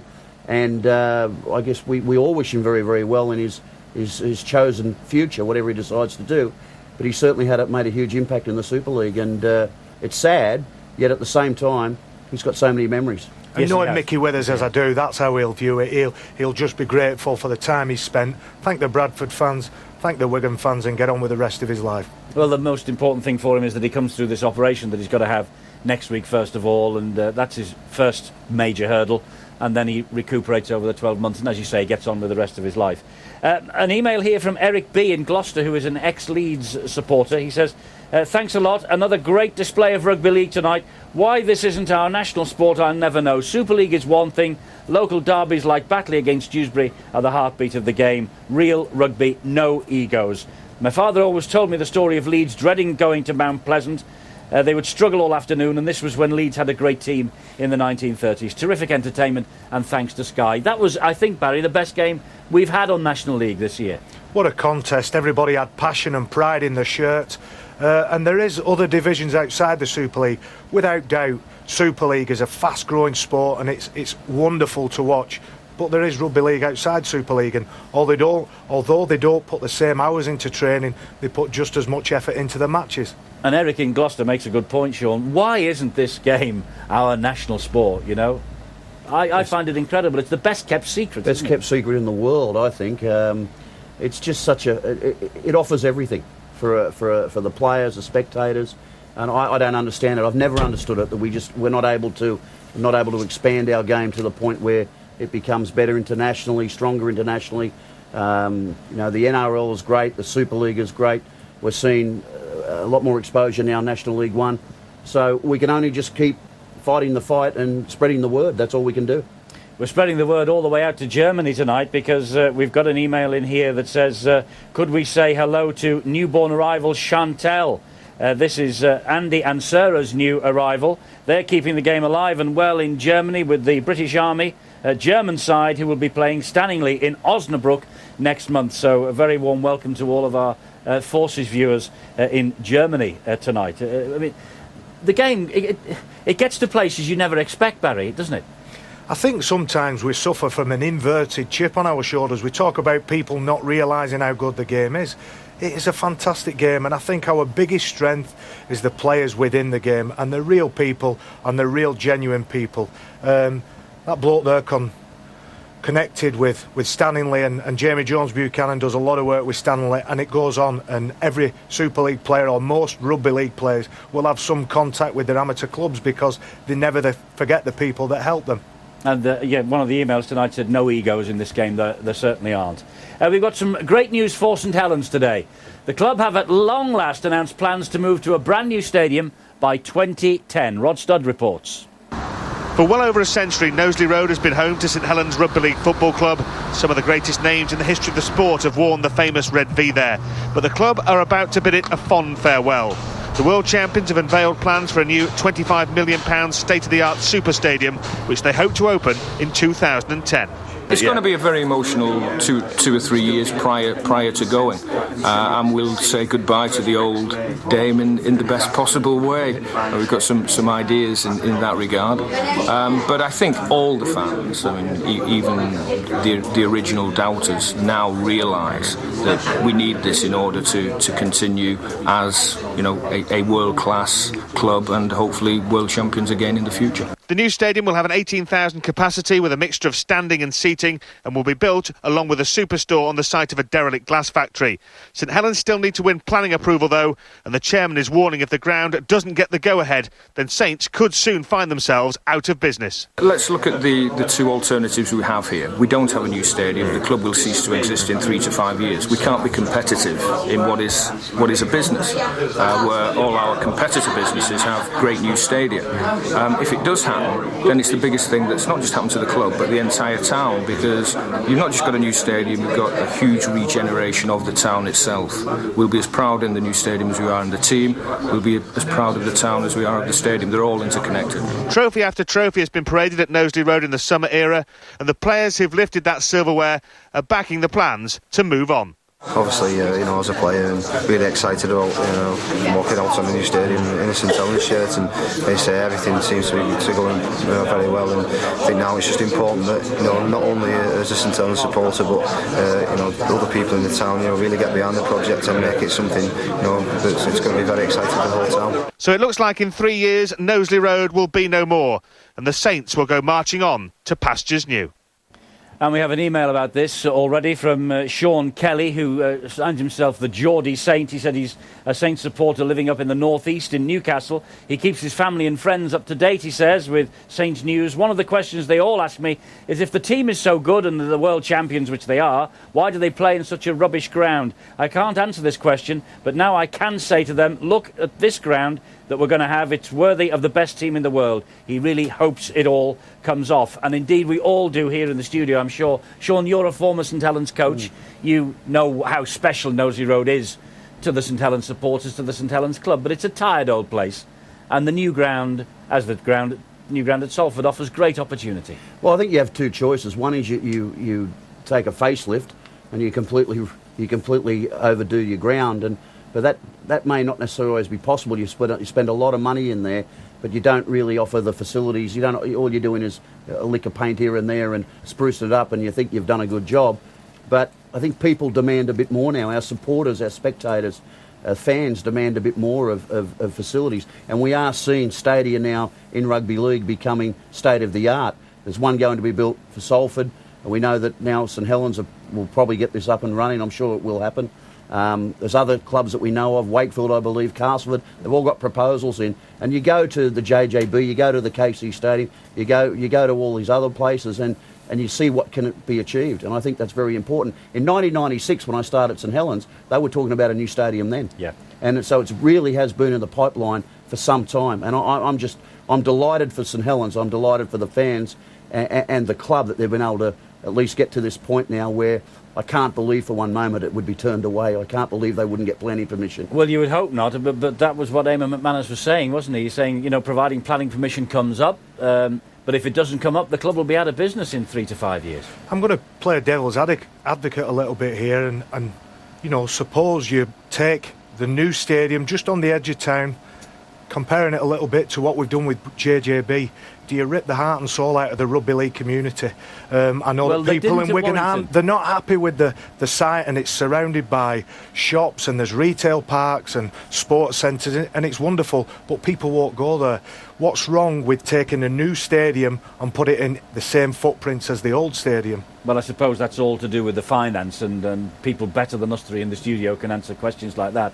But it didn't happen in Warrington. They just went down the road a little bit. And it happened with Hull. Hull bought into it 100%, but there's always that little bit of doubt. And this new stadium is going to be a mile away from the old ground, so it's not a million miles away, obviously. It'll actually be easier to access. Yes. I know where the ground is. It'll be easier to access. It's the old United Glass area.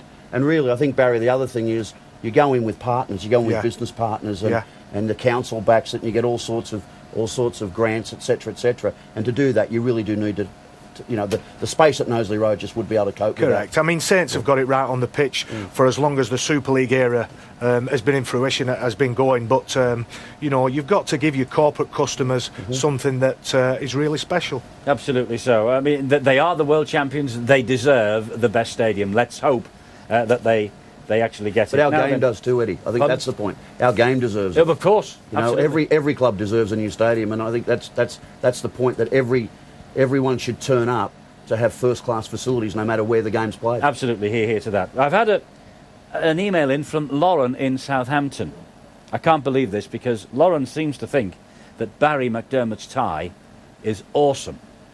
Well, we have a word for it, but I don't know whether it's awesome. It's maybe garish a little bit. Garish. What? Garish. Okay. It's a little bit, I go against the norm and buck the trend, and like I say, my wife has excellent taste. She does. Obviously, she does. She does. Talking of fashion, time for a bit of fun right now. Barry here and his sidekick, Terry O'Connor, have been out and about this week in their own inimitable style, and this time they popped across to Huddersfield to pay a visit to the captain of the Giants, Chris Thorman.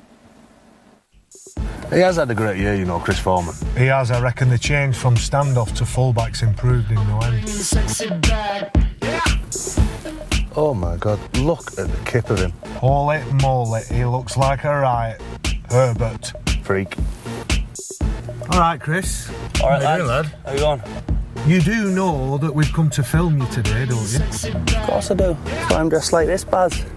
Walked to my brother's wedding, best man. So is that you making an effort? Well, I'd like to think so. What do you reckon? Just take us through your outfit, mate, for today.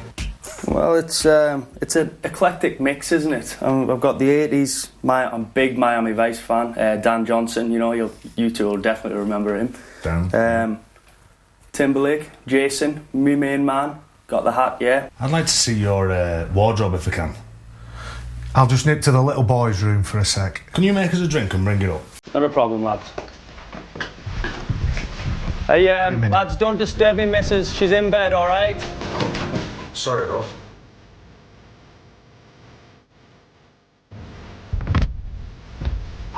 Give it a minute in there. You'll never believe what's here. What? Have a look at all this.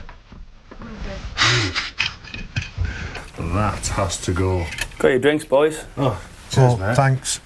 Can you, I think we just need to take you through some stuff here, mate.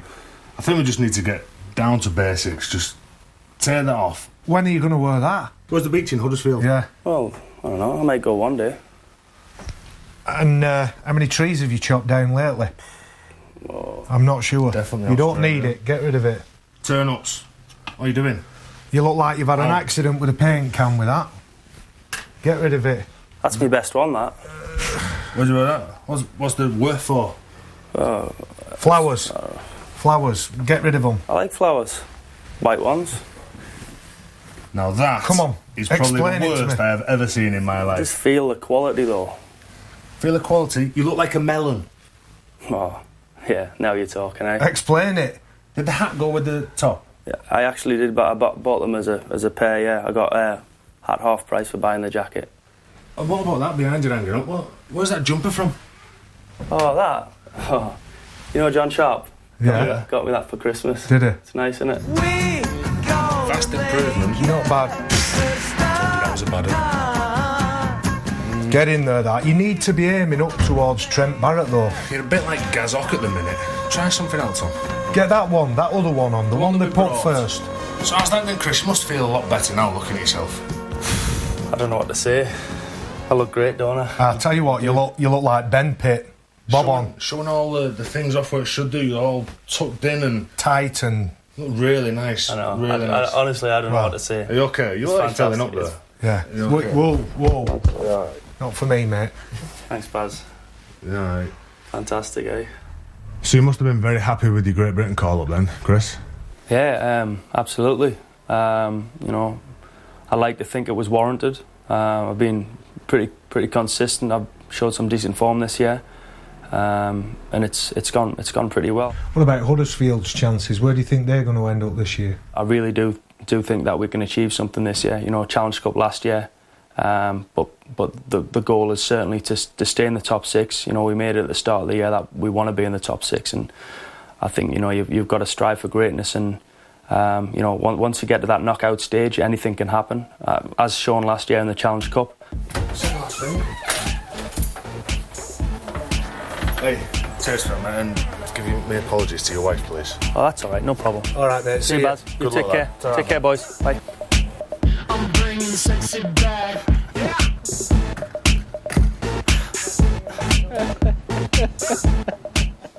Barry and Terry, Boots and All's answer to Trini and Susanna doing a makeover on Chris Thorman. No wonder you're so well. A little bit dressed cheeky, today. that outfit, I think. You know, if you're looking for a transformation, maybe we can help you out. Can I make an appointment with you? Yeah. Okay. Listen, you've caused trouble. Well, you cause trouble wherever you go. You've caused trouble again tonight. Your assertion that the Leeds-Bradford match tomorrow is the biggest and best local derby in rugby league has got them emailing us from Wigan, from St Helens, from Hull KR. Thanks. You have absolutely blocked the system. Well, at least now. they're tapping away. At least they're listening, eh? Well, now, Sean, you have been involved in the whole... Well, no, you were never involved in the whole derby, only in the friendly versions around Christmas Friendly time. version, if there's such a thing. You have been involved in Leeds Saints. You have observed... Wigan Saints. You've been involved and observed the Leeds Bradford. Which is the best? I don't really know. I don't know. Well, I've only been involved in one, so I guess you tend to favour that. But Wigan Saints was... Do you know what, though, Eddie? always a special We've game. seen the heavy woolen derby here and what passion was out there. And I was a bit tongue-in-cheek when I was saying it. I've got great pride and glad that I played for Leeds all those years, but I'm just proud of the sport, and every time we watch it, it gets better. There's a word here about Batley and Dewsbury tonight from a Warrington Wolves supporter, Ian, and Nathan as well, who's put his name to this. Excellent game tonight. Do you really think there's a possibility of Batley and Dewsbury merging and becoming a Super League team? I mean, it's the old word merger again, and it doesn't go down terribly well. Doesn't go down well, but I think that's going to be something in the future that clubs will have to consider. If you start talking about franchise systems and licence agreements and all sorts of things, if that is all going ahead, and we understand that is going to be the case in 2009, I think that a viable way is for some clubs to get together and try to form another team. But that, of course, means getting into history, tradition, tugging away at the heartstrings of people, the emotion that it will create. The friendships will probably destroy, but that may be the only way forward for some clubs. Well, I remember what it was like in '96 when all this was first mooted Super League, and there was supposed to be Widnes and Warrington merging, and there was supposed to be a merger in this part of the world, Wakefield, Castleford and Featherstone. There was never Swinton and Salford, you know, never a chance. I've got a very, very short answer to that question. Never in a million years. No, you're not a fan of mergers? I see it as progress, and I see it as we've got to, and I look back to those early days of Super League, and would we be any better off? I'm from Oldham, and Oldham sadly are struggling away now, and they were due to merge with Rochdale and Swinton to become Manchester. Are Oldham, Rochdale and Swinton any better off on their own? I'm not think so, but the tradition and the steeped in tradition, these rugby league towns, and like I say, never in a month of Sundays. OK, they said never in a month of Sundays about summer. They said never in a month of Sundays maybe about taking a full round of matches down to Cardiff and the Millennium Stadium, but we did that this year, and from all accounts it's on again in 2008, and a couple of emails about this. I've just picked this one out from Ewan in Cardiff. It says, with the news that Super League's coming back to Cardiff and the debate as to whether it was a success or not, can I just say that I'm over the moon. Millennium Magic was my first exposure to live rugby league. I love the weekend so much. I'm now a convert, almost verging on an obsession.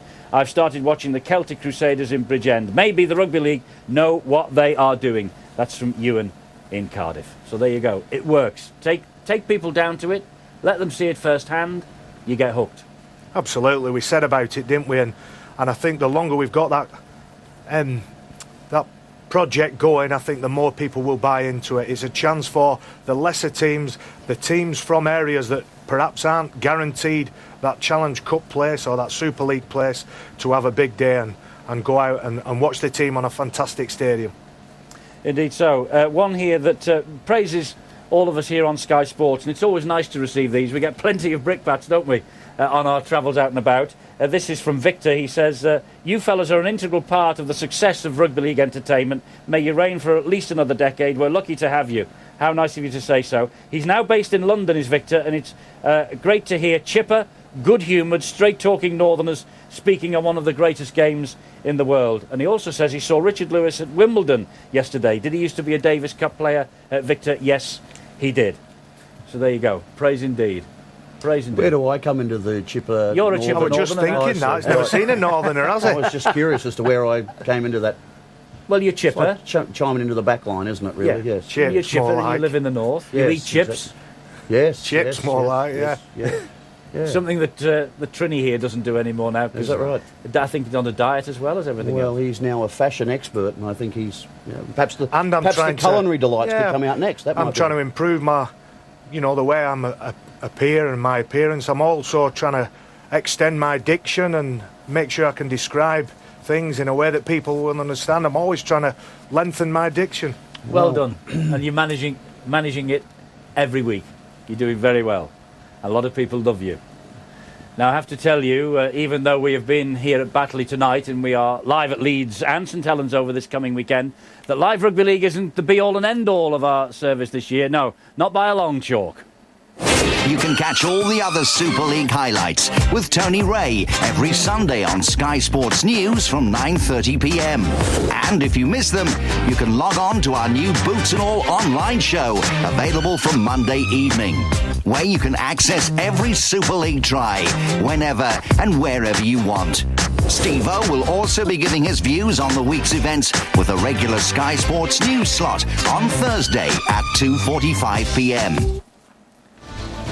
So it's Thursday at 2:45 to keep a date with Steve-O and our colleagues on Sky Sports News as he previews the Super League weekend. That same weekend action will be reviewed on Sky Sports News on a Sunday evening at 9:30 or thereabouts.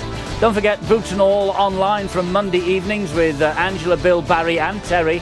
It's also available on Sky Anytime TV weekly from a Wednesday morning. Further details of this service, which provides a selection of the best programmes on Sky, could you log on to anytime.sky.com. And of course, don't forget those live matches that are coming up from the Engage Super League this weekend. 2 blockbusters for you. Leeds Bradford, that's second against third in the table. Friday evening from 7:30, Sky Sports 3 in high definition on HD2. And on Saturday night at 6, Sky Sports 1 on HD1, it's St Helens against the Huddersfield Giants. And next Thursday, we've got another live match for you from the National League. It's Dewsbury against Widnes on Sky Sports Extra from 7:30. Please do make a day to join us for all of that. But for now, from Barry, Trini and Sean and all the team here at Batley, see you over the weekend, I trust. And as always, thank you very much for watching tonight. Bye-bye.